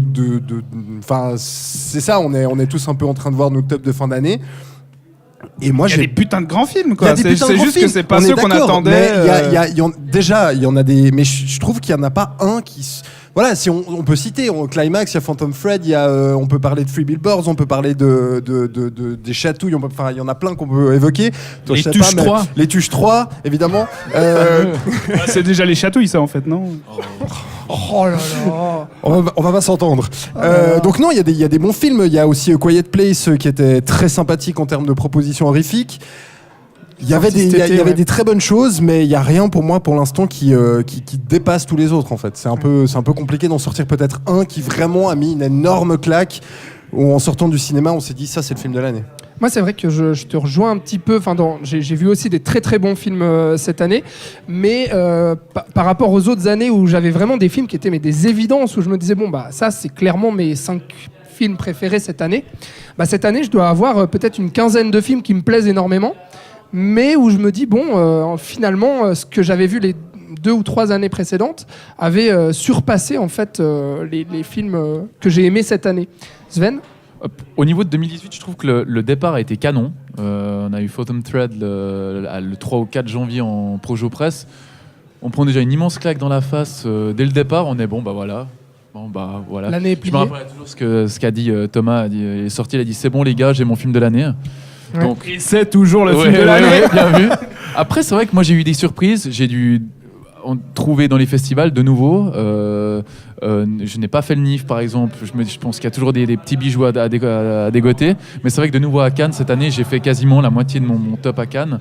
J'ai eu des films qui m'ont beaucoup touché, qui m'ont énormément touché, comme Wildlife par exemple. Et c'est vrai que j'ai eu Leto, Cold War, qui ont été des films qui ont remis en avant la vraie romance, le romanesque, le magnifique qu'il y a au cinéma, la pure, Et le noir et blanc, l'authentique, et pas ce Born to... A Star is Born. Star is Born. Pardon, je n'oublie le nom. De Bradley Cooper Où tout avec le monde Lady Gaga. Oui, c'est un film un des films qui a le mieux marché cette année dans les salles et qui Il y est a des pour moi. nominations partout. Mais hein. oui, et qui est une faux romance où pour moi cette catastrophe de Black Panther qui me tend et qui fait que mon année 2018, quand je regarde les nominations Golden Globe, qui me donne envie de gerber. Et c'est vrai que je pense que sincèrement au niveau du blockbuster, il y a un gros travail à refaire. En 2018, ça a été vraiment la goutte d'eau qui a fait déborder le vase. Je trouve que c'est très mauvais. Je rejoins Thomas pour ça. Je trouve qu'il y a tous les films que j'ai vus sont oubliables. Par exemple, tout ce qui est Deadpool, moi je refuse de voir le 2. Ça y est, on a énervé Sven, C'est juste que maintenant je trouve qu'on accorde trop d'argent à ces films. Prends l'avion, regarde Deadpool 2, tu verras. Non, sans passant. Faut vraiment que je m'envoie l'air pour ça. Mais c'est vrai qu'il faut qu'on arrête de mettre de l'argent là-dedans et qu'on aille vraiment mettre dans des petites prods qui ont du talent et qu'on aille chercher de ces nouveaux réalisateurs qui ont du talent et pas donner à ces grosses machines qui font que détruire le cinéma pour moi. Appelle Mickey, il sera d'accord avec toi. Ouais, bien sûr, je sais. Est-ce que toi aussi, il y a globalement des choses qui t'ont fait gerber, comme Sven, mon cher Thibaut? Non, je suis assez d'accord avec ce qui vient d'être dit dans le sens où moi, il y a eu assez peu de surprises pour moi cette année. C'est-à-dire que les mauvais films que j'ai vus, je m'attendais pas à autre chose. Ouais. Voilà. On va pas reparler de Marvel. Les bons films que j'ai vus, voilà, on a eu un certain Spielberg en début d'année qui nous a servi 2 très gros machins. On n'a pas parlé de Darkest Hours aussi, qui était vraiment excellent. Après, ça n'a pas empêché qu'il y ait quand même quelques petites surprises. Voilà, des petits films. Robin évoquait Quiet Place. Moi, il y a aussi eu La mort de Staline, qui est une petite comédie qui est passée assez inaperçue, mais que j'ai beaucoup aimé. C'était au printemps, il me semble. Quand même en salle. Ouais, je sais plus exactement Ouais. quand. Début d'année aussi, je crois, autour de février-mars. Enfin, bref, voilà, il est sorti en 2018 et du coup, il est malheureusement passé assez inaperçu. Il y a eu quelques petits trucs qui m'ont. Il y a eu aussi une bonne comédie française, en tout cas que j'ai vue cette année, qui est Le Jeu de Fred Cavaillé, Qui est un remake d'un film qui italien. est un remake d'un film italien, et Fred Cavaillé, qui était un des seuls cinéastes d'action français de ces dernières années et qui là se met à la comédie. Il avait fait un truc avec Danny Boone que je n'ai pas vu et que je n'ai pas envie de voir. Sinon, il a fait À bout portant. Il a fait À bout portant Mea culpa. pour elle, Mea culpa. Et là, il s'essaye à la comédie en huis clos. Un peu, ça fait penser un peu au Prénom, mais c'est beaucoup mieux que le Prénom, je trouve. C'est pas dur. Moi, j'avais bien aimé, mais voilà. Enfin bref, il y a eu quand même une année assez riche, je trouve. Il y a effectivement pas de gros chefs-d'œuvre inattendus, en tout cas, mais il y a eu de quoi faire, je trouve. Il y a aussi des coups de cœur qui sont toujours en salle. Thomas a parlé de Leto, Sven l'a cité aussi. C'est un film qui est encore en salle et puis on a enregistré un podcast aussi dessus que vous pourrez écouter. On peut parler aussi peut-être d'un coup de cœur en salle qui est sorti cette semaine, qui est la Palme d'Or du Festival de Cannes, qui s'appelle Une affaire de famille, qui est réalisé par Hirokazu Koreeda. Exactement. Thomas, peut-être tu veux dire un petit mot sur ce film qui est donc en salle. C'est un des grands films de cette année, qui aussi nous vient d'un festival, le Festival de Cannes, où il a remporté la Palme d'Or, qu'il n'a pas du tout volé, qui est un grand film sur la famille, qui est un film japonais, et en fait Koreeda, qui est un réalisateur qui a souvent travaillé la famille dans sa filmographie, avec Nobody Knows, Still Walking, Tel Père, Tel Fils, etc., qui là, je trouve, s'attaque de front à cette thématique et puis va vraiment livrer quelque chose de très intéressant dans sa construction, en fait, parce qu'il va nous faire côtoyer une famille. Et on va prendre conscience, on va s'attacher à ces personnages, on va s'attacher aux liens que ces personnages tissent entre eux. pour, à mi-film, nous surprendre en exerçant un changement de perspective. Et du coup, ça nous permet vraiment de nous interroger sur ce qui fait une famille. Il y a toute la classe de la mise en scène de Koreeda, toute sa douceur émotionnelle. Il n'y a aucune morale, alors que c'est un sujet... Ken Loach, il nous livre de la morale en veux-tu, en voilà, avec des sujets comme ceux à la tractopelle, avec des sujets comme ceux-là. Et je trouve que là, Koreeda, il nous livre un film qui nous force à réfléchir sur ce qui fait une famille, ce qui fait l'essence des liens familiaux. Est-ce que c'est le sang? Est-ce que c'est le vécu? Et avec une douceur et une intelligence vraiment rares. Donc c'est clair, c'est en salle encore maintenant et il faut absolument aller voir ça. Robin, peut-être un petit mot sur un autre film qui est encore en salle en ce moment. On en a parlé déjà dans le Saloon, mais un petit mot quand même pour encourager peut-être les gens à aller voir Les Chatouilles. Ouais, c'est un film français qui est sorti il y a 3 semaines peut-être maintenant, ouais. d'Andrea Bescon et Eric Métayer, qui en fait revient sur... c'est largement inspiré de l'histoire donc de la femme qui a subi des violences sexuelles quand elle était plus jeune. Et en fait, moi j'y allais un peu à reculons, parce que c'est vrai que je me dis, drame sur le viol français qui sort de nulle part, sur le papier c'est pas très... rassurant. Et en fait, d'ailleurs tout le monde est parti là. Et en fait non, pas du tout, c'est vraiment un film un film d'une personne qui a réussi à se reconstruire après, qui a réussi à revoir à retrouver le bonheur avec quelqu'un, qui a retrouvé le goût de la vie. Et c'est un peu un film témoignage très fort mais qui prend un parti pris assez perturbant, parce qu'il parle de viol, mais avec beaucoup de danse, avec de l'humour, avec vraiment des scènes qu'on n'aurait pas forcément imaginé voir, où par exemple elle parle avec son psy et d'un coup il y a 4 danseurs qui viennent faire des mouvements de chorégraphie derrière, etc. Et ça se mélange super bien, il y a plein d'idées les transitions aussi, etc. Donc c'est déjà un produit fort en termes émotionnels de ce que ça raconte, et puis c'est aussi un produit de cinéma intéressant, parce qu'il y a des belles petites choses de mise en scène, des transitions qui sont intéressantes, etc. Ça prend pas de pincettes, et elle aussi arrive à avoir un regard assez extérieur sur elle, sur son vécu, sur comment elle s'est reconstruite, etc. Et moi j'ai trouvé ça très intéressant. C'est fou parce que il y a 5 minutes tu venais de dire ouais, il y a aucun film cette année vraiment qui me plaît à ce point-là. Là ça y est, t'en as un de coup de cœur. Peut-être bien, ouais. Non, Les Chatouilles c'est très très bien. Bon, en salle, est-ce qu'il y a d'autres conseils à donner autour de la table? Je sais pas, Sven, Charlotte, Thibaut, d'un film en salle? Non, pas spécialement. Alors on peut. Roma toujours quoi. Voilà. C'est pas en salle. Bah si, à Genève. Enfin oui. C'est non, un peu en salle. Non, ça l'est plus maintenant. Ça l'est plus? Bah non, puisque le film est sorti sur Netflix aujourd'hui. Mais je crois qu'ils le gardent quand même en exploitation. Je suis pas sûr. Mais à vérifier. Mais en tout cas, oui, ça c'est un des films aussi assez attendu, qui a reçu le prix de Venise cette année, qui est réalisé par Alfonso Cuarón, que vous connaissez sûrement. C'est un réalisateur mexicain qui a fait Harry Potter 3, Gravity ou Les Fils de l'Homme. Et puis là, qui revient avec un film en noir et blanc. Un drame qui rend hommage en fait à la bonne de sa famille dans un Mexique des années 70. Et puis ce film-là sort uniquement sur Netflix, si ce n'est qu'il y a eu une petite sortie en salle. Ceux qui disent que Netflix tue le cinéma, regardez ce film et puis on en reparle. Merci. Mais c'est vrai Enfin. qu'on peut faire... il passe toujours au Cinérama Empire de Genève. Merci pour l'info Thomas. Oui, par exemple, c'est l'occasion d'évoquer juste ça, le fait que contrairement aux autres années, 2018 est quand même une année où on n'aura jamais autant vu de films Netflix et de films aussi importants. Rien qu'avec le débat sur Mowgli d'Andy Serkis, qui est quand même un nom, même s'il fait ses débuts dans la réalisation, qui a un projet... Annihilation aussi de... comment il s'appelle Garland. Voilà, Garland. Un grand film de l'année. Ah oui. On a réveillé Sven là. Annihilation, c'est une des plus belles propositions qui existe sur j'aime la beaucoup, dépression. C'est une métaphore énorme de la dépression. C'est grandiose, foncez le voir, franchement. Donc sur mais Netflix. streamez-le le plus vite possible. Faites un abo Netflix, défendez Netflix, parce que ça fait des excellentes séries aussi. Et pas oublier les séries, n'oublions jamais les séries. Et non, Netflix ne tue pas le cinéma. Netflix fait du cinéma. Et, surtout qu'on voit, je disais Andy Serkis, mais là on parle d'Alfonso Cuarón et d'un film qui a remporté quand même le Lion d'Or à Venise, qui est un des favoris aussi pour les Oscars. Et puis il y a eu un film des frères Cohen aussi, qui s'est retrouvé sur Netflix, qui a pas été du tout en salle. Enfin, c'est assez hallucinant de voir aujourd'hui ce genre de proposition là, d'autant plus que l'année prochaine il y a encore d'autres auteurs hyper attendus. The Dark, c'était ça, non? non, Non, All the Dark. All the Dark, voilà. De Jérémy Saulnier. De Jérémy Saulnier, qui avait fait Green Room et puis Blue Rain.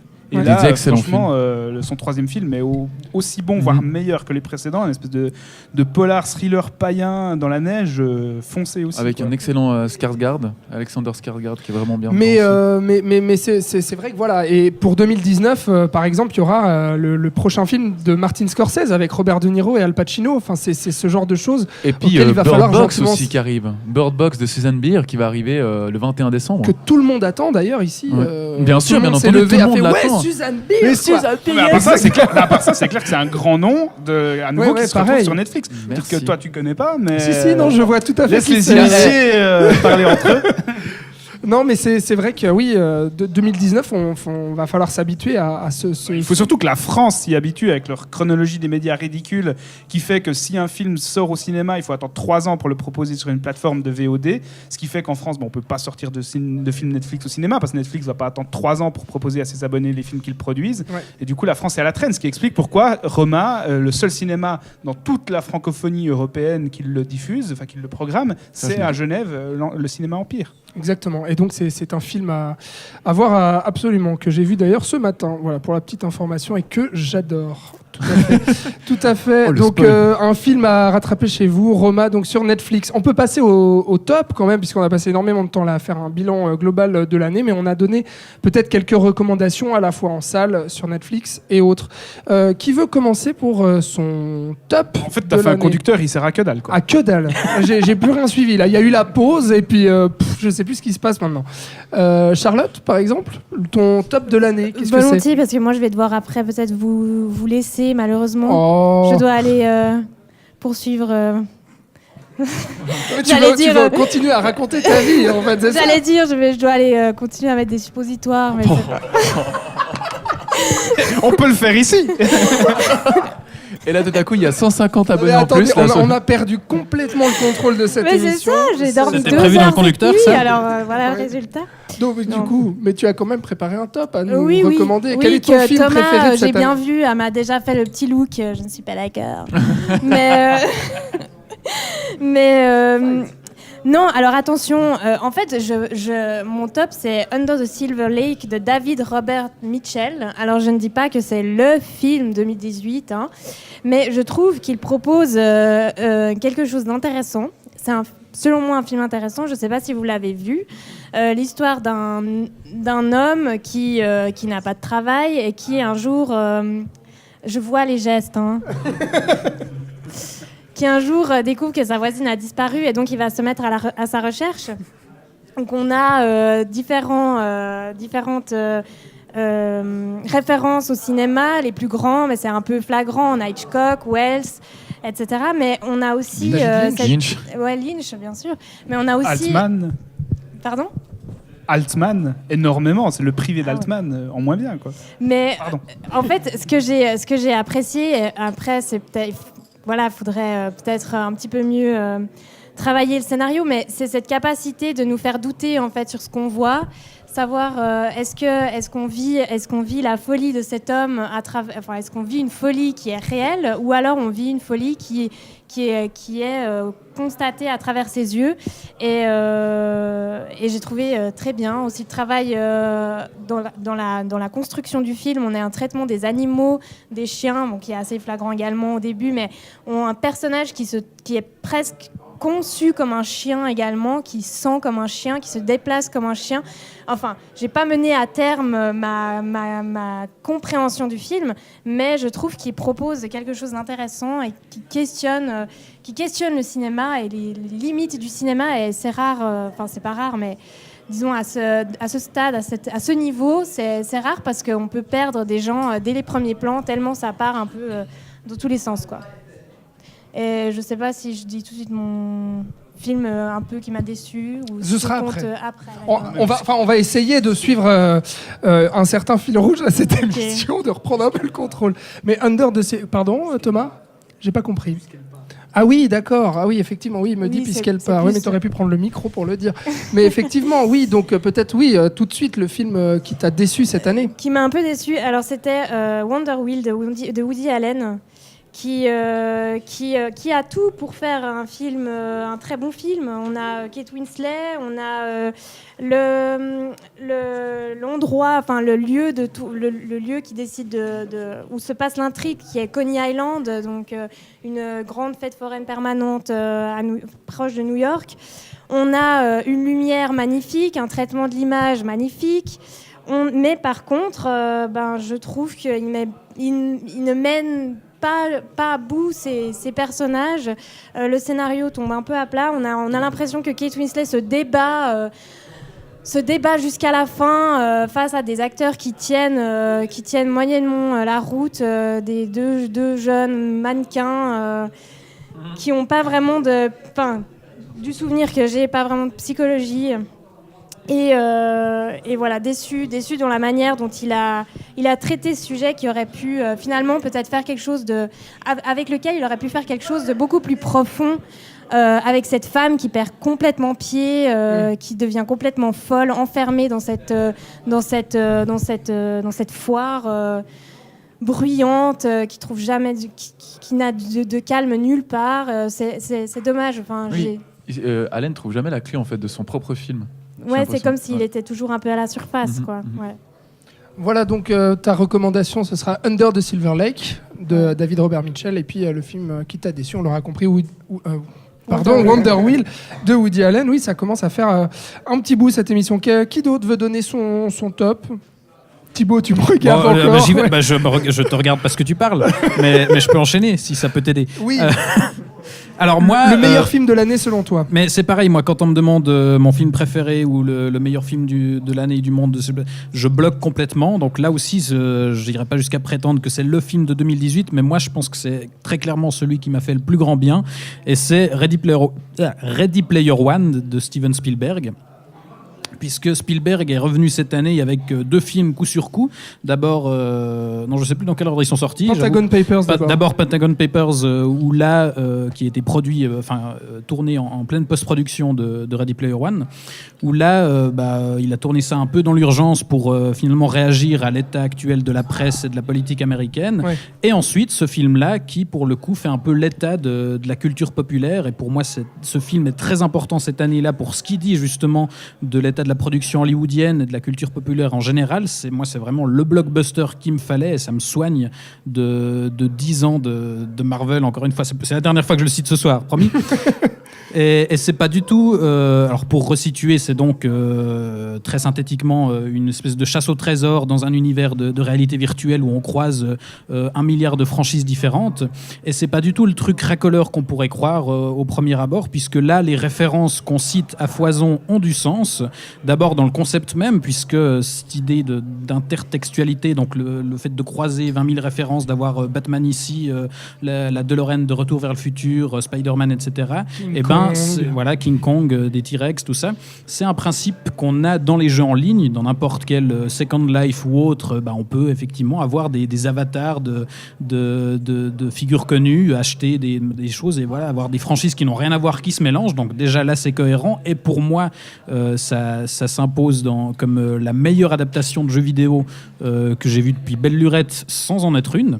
Au final, mais c'est vrai, on voit vraiment que Spielberg est un gamer et qu'il comprend vraiment cet univers, mais aussi les références ont du sens dans la façon dont elles sont utilisées, puisqu'on a la DeLorean de Retour vers le futur, mais qui est utilisée pour revenir en arrière, et ça s'inscrit aussi dans le propos du film où on nous dit finalement que ça peut être intéressant de revenir à la base des références, de comprendre cette culture populaire pour pouvoir ensuite s'amuser avec, comme dans cette scène centrale assez géniale où on rejoue Shining et où on s'amuse avec, on en fait autre chose. Et il y a au-delà de ça un très beau discours aussi sur la création. Qu'est-ce que c'est qu'être créateur ? Qu'est-ce qu'on laisse comme trace ? On sent que c'est très personnel aussi comme film pour Spielberg. Et c'est tout bêtement un très beau film, je trouve, sur l'imaginaire, son importance, à quoi ça sert, etc. Donc vraiment, moi, on parlait de pauvres propositions en termes de blockbuster, mais finalement, je trouve qu'il y a eu de très belles choses comme ce Ready Player One. C'est décidément pas facile. D'ailleurs, le film, on a beaucoup reproché au film un name dropping de référence, mais l'antagoniste du film, c'est un mec qui veut exploiter la pop culture sans la comprendre. C'est Kevin Feige. Exactement. Mais exactement. C'est un film qui Qui est le critique patron de ceux qui Marvel exploitent Studios, donc. de manière mercantile la pop culture, alors qu'ils comprennent rien aux références qu'ils vont exploiter. Donc le film fait tout le contraire de ce qu'on lui a reproché de faire. On te dit d'ailleurs sur Facebook, on te dit excellent choix, Thibaut. Eh bien, merci Eric encore, Voilà. décidément. Voilà, exactement.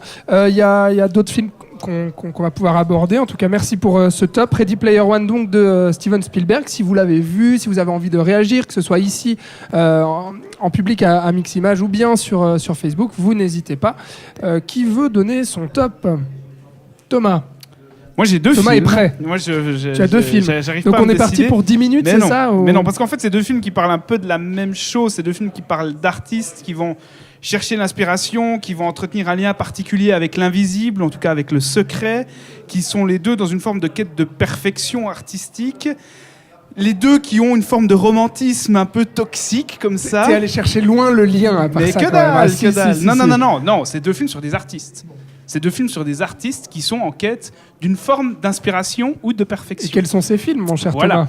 Ben moi, c'est deux films qui m'ont transcendé, vraiment, qui me hantent depuis que je les ai vus. Le premier, on en a parlé avant, c'est Phantom Thread, qui est articulé autour d'une romance complètement toxique, une relation de muse avec une relation de maître et d'esclave, mais qui va s'inverser en cours de film. Donc le dernier film de Paul Thomas Anderson, avec Daniel Day-Lewis, qui avait annoncé jouer là son dernier rôle.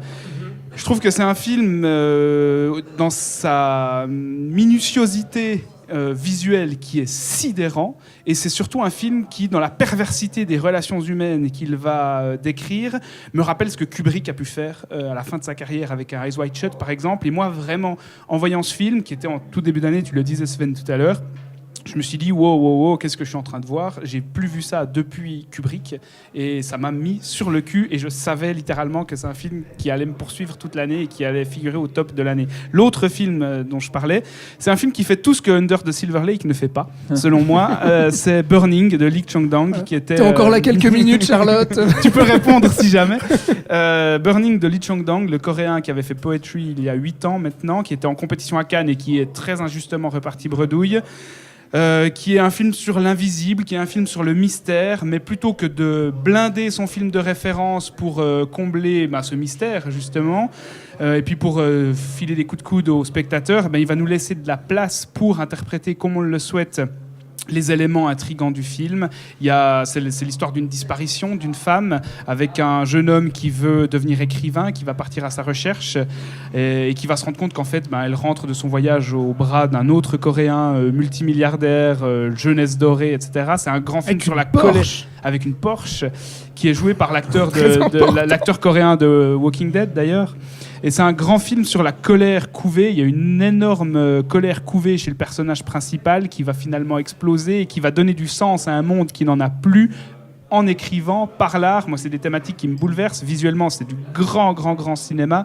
Donc Burning et puis Phantom Thread sont pour moi les films qui écrasent toute concurrence cette année et vraiment de très loin. Eh bien voilà, Phantom Thread donc de Ah oui, Paul c'était Thomas. court. Oui, Deux c'est vrai. Deux films. et court. Bravo Thomas. Phantom Thread de Paul Thomas Anderson qui est sorti cette année en début d'année. En janvier. Et puis là récemment, mais Burning en pense, je pense pas qu'il soit encore en salle Burning. Non. Ouais. Non. Ça va bientôt sortir, je pense. Bientôt sortir en DVD. DVD, Ouais. Blu-ray et compagnie. Burning donc de Lee Chang-dong. Oui. Exactement. Oui, le Très sud-coréen Lee Chang-dong. Voilà, merci Thomas. On te dit au revoir Charlotte, c'est ça ? Oui, je vous dis au revoir, Merci. bonne soirée. On peut applaudir Charlotte quand même. Je sais pas. Si, bah si. Bravo Charlotte. Ah, merci d'être passé et puis De rien, c'était un plaisir. bonne Et rentrée. puis, bonne suite de débat. et puis un coucou Restez calme. à ta fille alors du coup. Oui, je lui dis. Hein Je lui dirai. Un petit bisou aussi. Voilà. Merci Charlotte Sven, ton top de l'année. Ah, j'en ai beaucoup. Ah bah Non, j'ai envie de récupérer le citer, ton, j'ai envie de citer 3, 4, 5, 6. J'ai envie de citer Annihilation, j'ai envie de citer... c'est fait déjà. J'ai envie de citer Leto qui m'a complètement C'est fait bouleversé. aussi. J'ai envie de citer Cold War. Ah, c'est fait aussi. Et j'ai envie de citer Burning m'a beaucoup touché. On était proche de la frustration, etc. Mais non, je vais prendre une surprise, une grosse surprise Oh là. pour moi. Oula. C'était The Rider. The Rider, c'est sorti en avril et c'était un film qui était présenté en 2017 à la quinzaine des réalisateurs à Cannes et qui est un film qui a été réalisé par Chloé Zhao, un peu une nobody, comme on dit, pas beaucoup de Qui avait quand même déjà présenté son premier film à la quinzaine des réalisateurs. Oui, bien sûr, mais alors honnêtement, moi j'étais passé complètement à Et travers. qui est aux commandes d'un prochain film Marvel. Et là, tu pleures. Alors là, je vais enlever The Rider maintenant. Non, alors The Rider, c'est pour moi c'est une immense surprise, je m'attendais à rien, et c'est un docu-fiction qui traite d'un dresseur et un adepte du rodéo. Il s'appelle Brady Gendreau à l'état civil, mais dans le film il est renommé Brady Blackburn. Il se blesse gravement à la tête, donc il passe tout proche de la paralysie et même de la mort. Et cet homme, en fait, on parlait de colère couvée, ben là on parle d'immense tristesse couvée. On parle d'intériorité des sentiments, des sentiments suicidaires, de sentiments de crise existentielle, mais profonde. Et il y a un immense travail sur le deuil qui est magnifiquement traité par Chloé Zhao, un traitement, je dirais, des plus subtils. Ça fait très longtemps que j'ai pas vu ça dans un film qui traite du deuil. Je citerai Jean-Marc Vallée qui est bon pour ça. Je sais que ça va pas plaire à Thomas, mais c'est un film qui doit beaucoup à Malik aussi.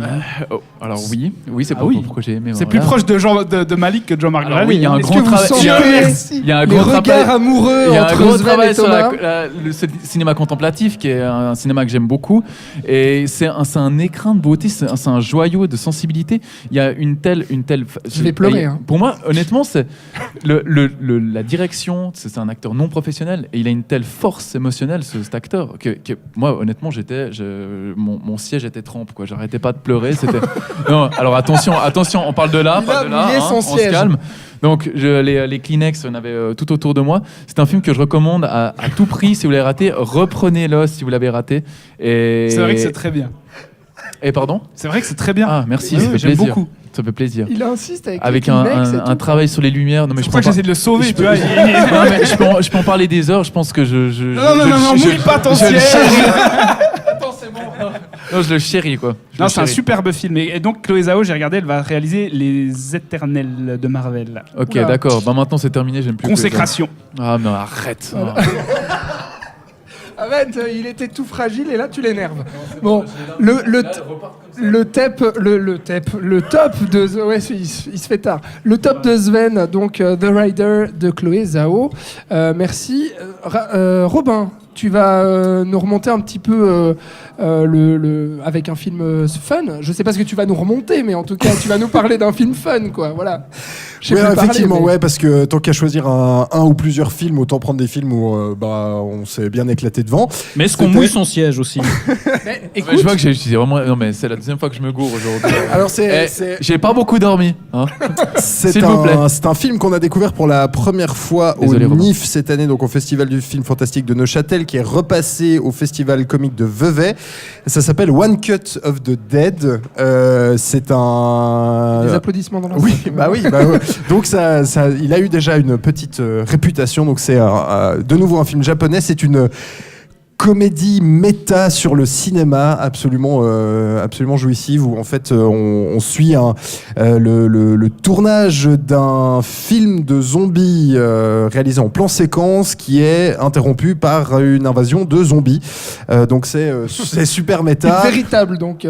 Voilà. Et puis donc en fait le film est découpé en 3 parties et il arrive toujours à nous surprendre, à nous rechopé par le col quand on se dit tiens ça traîne un petit peu, puis après ça repart dans des idées complètement saugrenues. C'est super méta justement sur le plan séquence, sur le travail au cinéma, sur comment on fait tout ça, et c'est rajouté avec cette surcouche de zombies complètement absurdes et complètement loufoques. Et franchement, vu au NIF, et c'était un excellent moment, on a tous beaucoup ri, je crois, et c'est vraiment un chouette film. Alors bon, c'est vrai que pour l'instant, et à Vevey, au vif. Et ça a méga cartonné au Japon, en Asie, à Taïwan. Le film a fait un carton extraordinaire. Alors que c'est un tout petit budget. Ouais, et pourtant, il n'y a pas eu de sortie en salle. Non, justement, c'est pour l'instant, c'est un peu le problème, c'est que c'est extrêmement difficile de trouver. Il semblerait quand même qu'il aurait une date de sortie, en tout cas en France, pour le printemps prochain. Probablement en format physique, sous le titre exceptionnel de Ne coupez pas. Hein, donc c'est voilà, dans les belles traductions. Donc ça, c'est vraiment quelque chose à suivre, je pense. C'est vraiment l'idée. On est entre potes, on prend des bières, on se passe une bonne soirée. Et il faut tenir les 20 premières minutes, parce qu'au début on se dit ah non, encore ça, j'ai déjà vu ça 1000 fois, et en fait le film nous surprend tellement. Voilà, il faut vraiment à tenir aucun les moment, je pense qu'il y a 2-3 moments dans le film où on peut se dire bon là ça va, on a compris et vraiment il faut savoir ces 2-3 petits passages passer dessus, se dire ok bon pendant 5 minutes je peut-être m'ennuie un petit peu parce qu'après ça reprend et c'est encore plus fort par la suite et donc ça c'est vraiment un film très très fun et puis ouais c'est fun, ouais c'est ça qu'il faut ouais dire c'est ça, aussi, non vraiment c'est jouissif comme film, c'est très jouissif et puis quand t'aimes le cinéma c'est vraiment une proposition très intéressante et très très fun et puis sinon un petit mot pour parler d'un autre Anderson en l'occurrence Wes Anderson avec l'île aux chiens qui a fait aussi un film d'animation cette année donc avec des chiens c'est de l'animation Au revoir, Thomas. j'ai vexé Thomas qui est assez qui est assez intéressant. Pareil, donc en fait c'est un film d'animation avec des chiens qui sont envoyés sur une île pour être en quarantaine parce qu'il y a une maladie qui se propage auprès des chiens et puis on va suivre donc une bande de chiens qui va se retrouver face à face avec un petit japonais qui lui a réussi d'une manière ou d'une autre à rejoindre cette île et à retrouver son chien et donc c'est un parcours initiatique avec donc ces chiens et ce petit gamin et c'est très intéressant, le style d'animation est très surprenant aussi, c'est cool, c'est du vrai, donc c'est pas de l'animation d'ordinateur, hein, c'est vraiment du stop motion en fait, hein, donc mais ça rend très très bien et vraiment ça c'était un des bons films d'animation de cette année, un des bons films tout court. Ouais. Et puis en début d'année on a eu Three Billboards, mais ça a déjà gagné. Ouais, des justement trucs, c'est cité ici. Voilà, Three Billboards, vraiment c'était aussi très chouette. C'est en tout début d'année, mais c'est encore l'occasion de le redécouvrir si ce n'est pas fait. Voilà, exactement. On nous cite Three Billboards ici sur Facebook, The Shape of Water, The Incredibles 2. C'est vrai qu'avec le nombre de fans de Guillermo del Toro qu'il y a autour de la table, personne n'a cité La Forme de l'eau.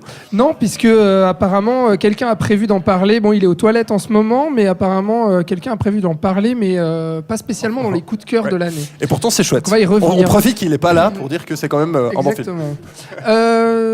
Dans la salle, à Mix Image, est-ce que quelqu'un a envie de partager son coup de cœur cinéma de l'année 2018 avec nous ? C'est le moment, hein, vous pouvez prendre le micro, il n'y a aucun souci, on est là pour ça. Et puis sinon, en attendant qu'un timide se décide, eh bien, je vais vous donner le mien. Bah vas-y. Ouais, bon.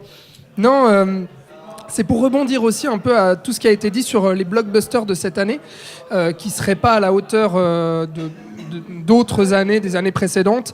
Je suis assez d'accord sur ce constat global, même si Thibaut a cité Ready Player One de Spielberg, qui est pour moi un des meilleurs films de cette année. Et je pense que l'un de mes gros coups de cœur, c'est un blockbuster réussi. J'avais envie de le mettre en avant, puisque en fait, dans un contexte où il y a énormément de films de super-héros, de films d'action qui sortent, et puis des suites aussi. Ce qu'il faut dire, tout le temps, le fait de rebooter des franchises ou de faire des suites, etc. Eh bien, on a Les Indestructibles 2 de Pixar, donc, réalisé par Brad Bird, qui avait déjà réalisé le premier volet, qui est sorti là, donc 15 ans environ après le premier épisode. Et puis, je pense que toute l'ingéniosité de ce film repose déjà sur le fait qu'il prend la suite avec ses personnages en continuant au moment où l'histoire s'était arrêtée il y a 15 ans en arrière. Donc les personnages n'ont pas évolué. C'est comme si on prenait vraiment la suite du film, mais en cours de route, comme si on reprenait exactement là où on s'était arrêté. Et il y a une telle virtuosité, autant dans l'animation que dans la mise en scène, et que dans la manière de traiter ces personnages et de les faire évoluer. On a le père qui se retrouve ici, père au foyer, avec la mère qui va... Saut 2018. Saut 2018 peut-être, mais ça donne des gags absolument incroyables, notamment avec le bébé Jack.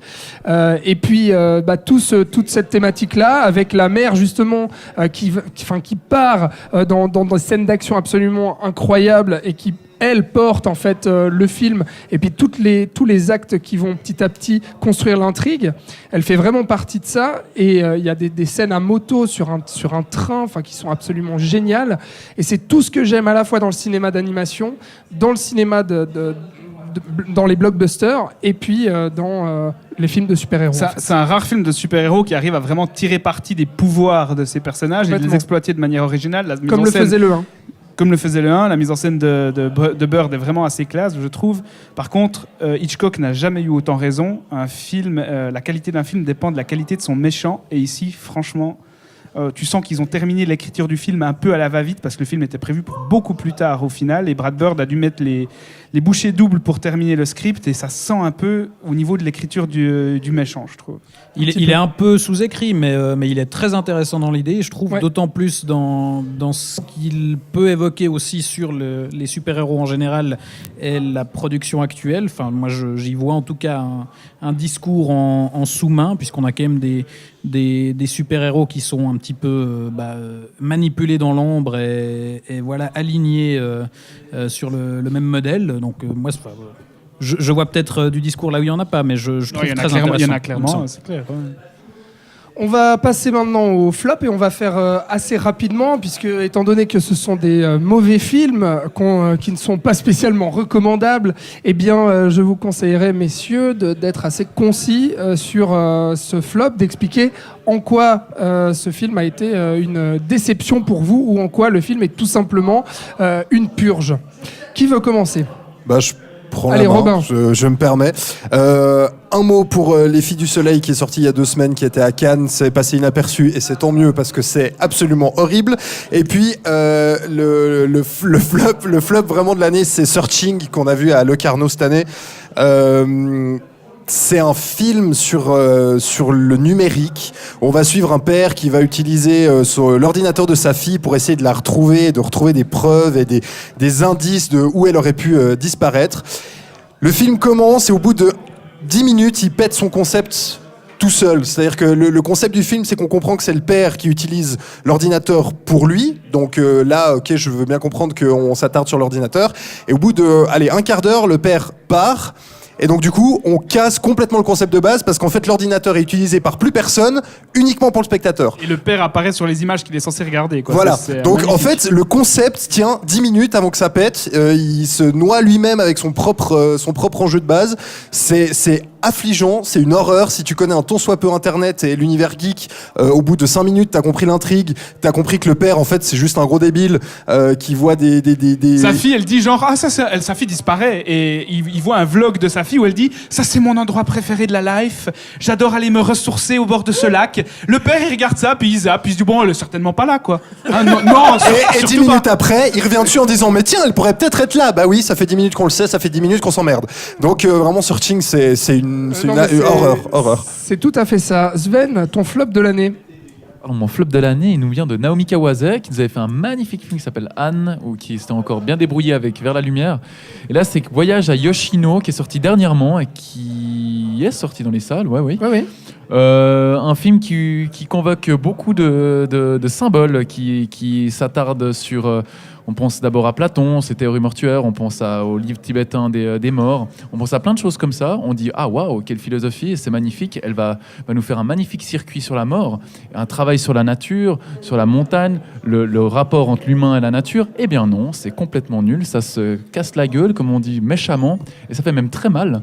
Parce que la fin est tout bonnement risible et c'est une immense déception parce que la catastrophe est tellement une telle ampleur que Juliette Binoche en est un risible et Juliette Binoche est une très grande actrice. Donc voilà, c'est mon gros flop de l'année. Très bien. Thibaut ? Alors moi, mon flop, c'est un film qui est à l'opposé de Ready Player One, puisque c'est pour le coup une grosse franchise qui était originale à la base et qu'on a complètement standardisée et aseptisée. C'est Pacific Rim Uprising, qui pour moi incarne tout ce qui ne va pas à Hollywood en ce moment, puisqu'on a à la base un premier film, donc le premier Pacific Rim réalisé par Guillermo del Toro, qui est une proposition originale, évidemment, qui a une flopée d'inspiration dedans. C'est un hommage au Kaiju Eiga, ce film de monstres géants japonais, ce genre de monstres géants japonais. Mais en soi, c'est pas adapté d'une franchise existante, c'est un vrai projet d'auteur, il y a la patte de Del Toro, et c'était pour moi un vrai blockbuster original, inventif, généreux, tout ce qu'on veut. Et là, pour le coup, la suite, Del Toro est plus dans le coup. On confie la réalisation à un débutant sans personnalité qui est Steven S. DeKnight, qui avait... Est-ce qu'il n'a pas réalisé des épisodes de série ? Tout à fait. Il avait travaillé sur Buffy et Spartacus. Buffy et Spartacus, mais c'est même pas déjà connu. On ne dit pas de mal de Buffy. Inconnu au bataillon. Grand récit sur l'adolescence. Tout ça pour dire que c'est pas spécialement quelqu'un qui avait quelque chose à proposer, mais du coup ça arrange bien le studio qu'il fout là-dessus. On gomme tout ce qui fait la spécificité de l'univers à la base, on en fait une nouvelle franchise standardisée où on peut produire 15 milliards de suites, sans âme, sans exigence et surtout profondément débile.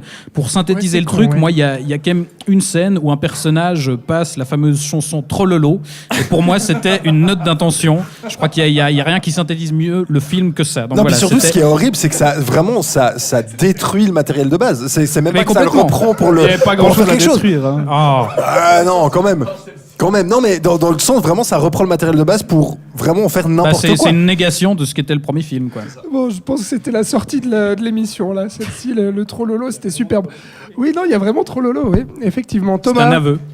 Alors moi, il y a le film que je vais citer, c'est pas le pire film de l'année, qu'on s'entende, parce que Bohemian Rhapsody remporte la palme haut la main, avec Les Filles du Soleil dont tu as parlé, qui était une bouse mais infâme.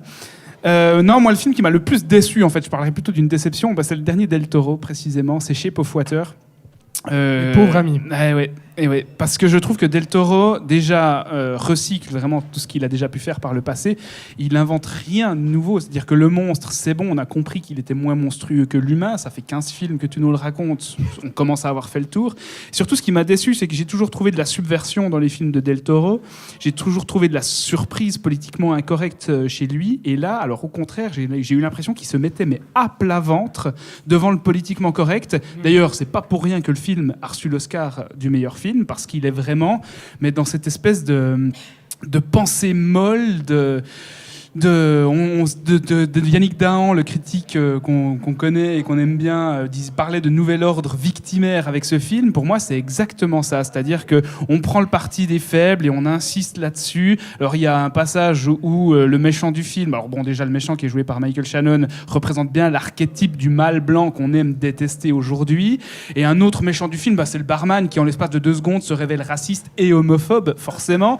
Et franchement, j'en pouvais plus de tant de discours sirupeux, de temps d'enfonçage de porte ouverte, de politiquement correct. J'étais là, mais pourquoi tu nous proposes ça ? Enfin, tu proposes quelque chose de plus piquant, quoi, de plus corrosif. C'est quand même contrebalancé avec énormément de cinéma, ce film. C'est hallucinant. Et de poésie.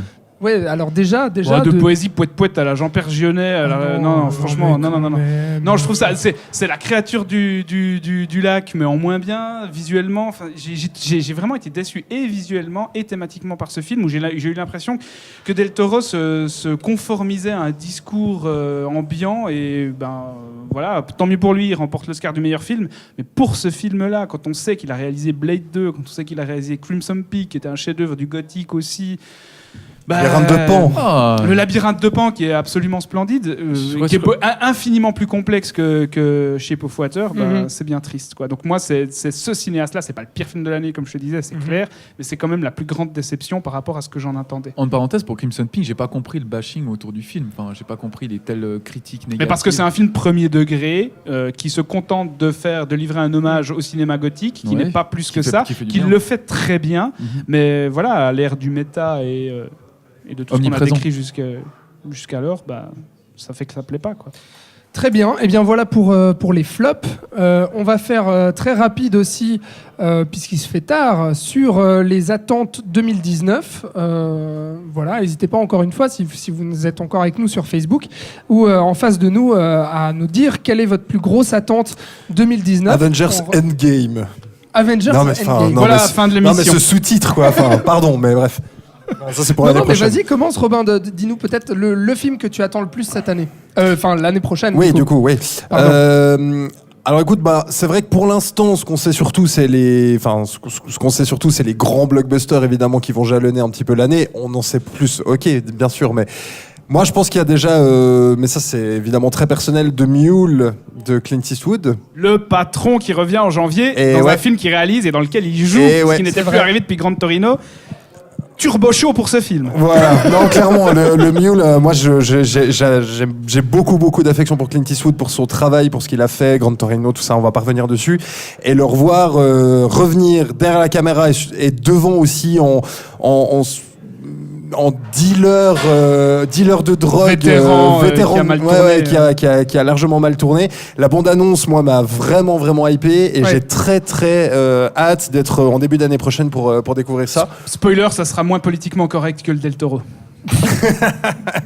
Bravo, et puis un autre, parce que forcément, mais tu l'as cité un peu plus tôt dans cette émission, c'est The Irishman, le nouveau film de Scorsese. Ah bah oui. Avec qui est prévu pour l'été, il me semble. Je crois bien, avec un gros casting, donc ça peut être très chouette. Et puis après, il y en a plein. Il y a Toy Story 4 aussi, peut-être. Ce sera peut-être mieux que le 3, on verra. C'est très bien, C'est très bien le 3. Oui. Bon, écoute, on verra en tout cas ce que donne le 4. Ça peut être très chouette aussi. Et on se réjouit. Dans les films d'animation, il y a aussi Dragon 3 quand même.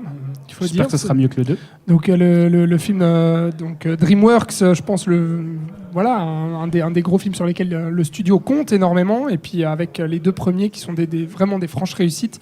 Moi personnellement, j'ai très hâte de voir ce Dragon 3. Qui promet quand même visuellement, en tout cas les premières images qu'on a vues. Oui, ça reste dans ce que DreamWorks a fait de mieux pour moi, donc je pense que je suis très curieux aussi de voir comment se conclut cette trilogie. Et il y a un Xavier Dolan, donc moi je suis content. Mais là justement, j'allais donner la parole à Sven parce que je savais quelle était son attente 2019. Non, alors c'est pas Xavier Dolan parce que le Donovan il s'est fait tellement déglinguer à Toronto qu'il me fait très peur maintenant. Mais je me réjouis clairement de le revoir. D'ailleurs, je me réjouis plutôt de son prochain film canadien, cette romance. Maxen, je sais plus le nom là, mais bon, j'ai vu les premières images, c'est de nouveau magnifique comme il tourne. Bon, bref, ce gars a un talent, même si c'est une diva, il est trop talentueux. Par contre, moi, il y a mon maître dans le cinéma qui va bientôt arriver normalement avec son film de guerre, Radegund, Terrence Malick, qui doit arriver. Prévu pour 2019. Normalement, il était annoncé à Cannes l'an dernier. Cette année, il n'est pas arrivé à Cannes. Thierry Frémaux n'aimant pas du tout Terrence Malick. Je pense qu'il va même pas le prendre. Mais est-ce qu'on va normalement, c'est 2019. Est-ce qu'on le va voir à Venise en septembre? Enfin bref, En fait, lui, il s'en fout des festivals. Donc complètement. Bon, il est tout le temps au festival quand il est avec ses films. Donc tout le monde se l'arrache. Donc c'est Austin, c'est South by Southwest, c'est pas un grand. Vous voulez qu'on vous fasse couler un bain, qu'on mette des pétales? On va construire une statue à Terrence Malick. Voilà, pour parler de Terrence Malick tous les deux. Par contre, on a un autre qui fait pas beaucoup parler, c'est Ad Astra de James Gray. Ah, mais épouse-moi. Voilà. Non, mais on vous fait couler un bain, c'est bien. Alors, un drame dans l'espace, franchement, moi je sens que ça va déglinguer. Tommy Lee Jones, Brad Pitt. James Gray à la réalisation, qui a fait jusqu'à présent que des immenses films. À part The Immigrant, il y avait Marion Cotillard. Exactement. On ne peut pas faire un grand film avec Marion Cotillard, on le sait bien. Two Lovers, qui est un des plus grands drames de ces dernières années. Et surtout, le Brad Pitt, où je veux rebondir là-dessus, c'est que Brad Pitt est dans 2 des gros projets de l'année, en 2019. Il est encore chez Tarantino. Pour moi, ça peut il y a le film de Tarantino. Donc le mec est partout, si jamais. Avec DiCaprio aussi. DiCaprio, alors là, si on fait le casting, on a juste pour toute la soirée, quoi. Ouais, c'est vrai, ouais. Donc voilà. Du coup, tu as fait pratiquement toutes mes attentes pour 2019. Le Malick, c'est clair et net. The Mule, dont tu parlais, le Clint Eastwood, pour moi, ça reste le patron. C'est le dernier monument du cinéma classique américain, mais qu'est-ce que je me réjouis de le voir. Ad Astra de James Gray, c'est clair, qui s'attaque à la science-fiction. Sinon, j'avais noté encore 2-3 autres trucs qui me réjouissent vraiment. Triple Frontier, par exemple, de J.C. Chandor, qui a jusqu'à présent réalisé que des immenses films. Margin Call sur la crise économique. Ensuite, All is Lost sur un bateau avec Robert Redford tout seul. A Most Violent Year aussi, qui était extraordinaire. Et là, ça va être un nouveau film Netflix. Le nouveau Chandor va être distribué sur Netflix. Donc, gros coup encore cette année de Netflix. Je suis très, très impatient de découvrir ça. Et sinon, le nouveau Bong Joon-ho, Parasite, qui retourne en Corée et après Okja. Et là, vraiment, on ne sait pas grand-chose sur le film, mais ça va sortir en 2019. Le réalisateur donc, de Okja, Snowpiercer, Memories of Murder. Dans une interview dernièrement, il a refusé d'en parler. The Host aussi. Donc pour l'instant, il a pratiquement fait que des immenses films. Et puis Terminator 6. Rien à foutre. Par contre, plaisir coupable ultime, parce que j'avais adoré le premier, c'est Godzilla 2. Et Godzilla 2, par le réalisateur de Krampus, qui était un bon film de Noël horrifique, qu'on se le dise. Je suis curieux, surtout que la bande-annonce nous vend plus de gros monstres. Il y aura Mothra, il y aura toute la panoplie des gros monstres de l'encyclopédie godzillienne, et je me réjouis vraiment. Dans les super-héros, mis à part les Marvel avec les Avengers 4, il y a quand même les 2 X-Men qui ont été repoussés et repoussés, qui devraient sortir normalement, en tout cas qui sont planifiés pour l'été prochain. Les Nouveaux Mutants Les Nouveaux Mutants et Dark Phoenix, en fait, qui sont chacun prévus à la fois pour juin et pour août. Souvenez-vous, c'était les projets qui devaient sortir là tout début 2018, qui ont été finalement énormément repoussés. Thibaut, tu as d'autres attentes pour cette année 2019 ? Oui, moi j'avais pas pensé à un truc que je viens de voir dans ta liste, mais qui est très clairement le truc que j'attends le plus, c'est All Inclusive, la suite de Camping. Pas du tout. Non, en vrai... C'est sérieux, ils font ça ? Oui, Ça apparemment, s'appelle je le All découvre Inclusive, à l'instant. ouais. Mais du coup, on se réjouit. Non, sinon, moi, il y a... Oui. Hâte. Il y a un truc dont je suis très curieux, c'est le Welcome to Marwen de Robert Zemeckis, donc le réalisateur de Retour vers le futur, etc. En tout début d'année. Qui adapte une histoire vraie. Si j'ai bien compris, c'est l'histoire d'un certain Mark Hogenkamp, si j'écorche pas son nom, qui joué par Steve Carell. Exactement, qui se fait tabasser dans un bar et qui devient amnésique et qui se reconstruit en fait en construisant des reproductions miniatures de la Seconde Guerre mondiale. Et du coup, en fait, c'est un film qui mélange l'animation, puisque les figurines qu'il construit, ce personnage, s'animent, et les prises de vue réelles. Et comme Zemeckis, c'est un expérimentateur, il aime bien justement jouer avec les nouvelles technologies et avec les possibilités qu'elles offrent, je suis très curieux de voir ce que ça donne, du coup. Très bien, il y aura aussi Le Roi Lion, forcément, mais on en a et parlé. le Aladdin de Guy Ritchie. Le Aladdin de Guy Ritchie. Énormément. Il y a aussi une petite pièce à mettre sur Serenity qui va arriver prochainement de Steven Knight. Steven Knight, c'est celui qui avait fait Locke, ce huis clos Je crois que incroyable c'était avec le Tom Hardy. réalisateur de Pacific Non, c'est Rim Steven Uprising. S. de Knight. Ah oui, pardon. Et ça, avec Matthew McConaughey, Anna Thaoué, si je ne m'abuse. À voir, ça peut être une bonne surprise. Ça sort en 2019. Je sais que la date a été repoussée. Donc on verra, à voir quoi. John Wick 3, casser des têtes. Non, mais non. Des headshots. Ouais, quand même. Important ça. Non, et puis on finira là-dessus. Moi, je pense que mes gros plaisirs coupables, encore une fois, mais Creed 2, je pense que c'est une de mes plus grosses attentes de 2019 parce que Creed, qui était donc l'héritage de Rocky Balboa, avait prouvé à quel point une franchise qui était aussi bien démarrée avec les 3 premiers films de Sylvester Stallone, qui avait dégringolé finalement vers la fin, avant de se reprendre avec Rocky Balboa en 2007, eh bien avait su en fait transmettre justement toute la sève de cette saga Rocky dans un nouveau personnage qui était en fait l'antithèse de ce que représentait Rocky et pourtant qui finalement épousait petit à petit les mêmes valeurs qui incarnaient le film d'origine. Et Creed 2, même si le réalisateur est plus ou moins inconnu, eh bien marque le retour au scénario de Sylvester Stallone, qui incarnera pour la dernière fois Rocky Balboa au cinéma dans ce film. Va-t-il mourir ? Je ne sais pas. En tout cas, ça sort le 9 janvier et au vu des images qu'on nous a montrées, je suis hypé comme jamais. Voilà.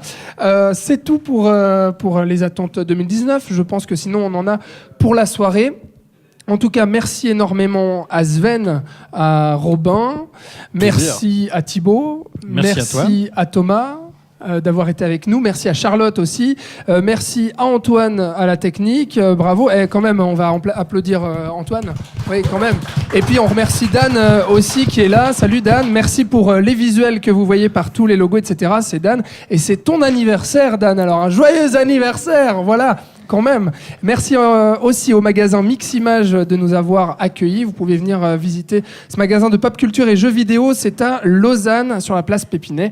Voilà, pour le reste, on vous redirige vers vos plateformes de streaming préférées pour écouter tous les épisodes du Saloon. C'était le Saloon Live, émission spéciale fin d'année. Merci beaucoup d'avoir été avec nous et à bientôt. Ciao.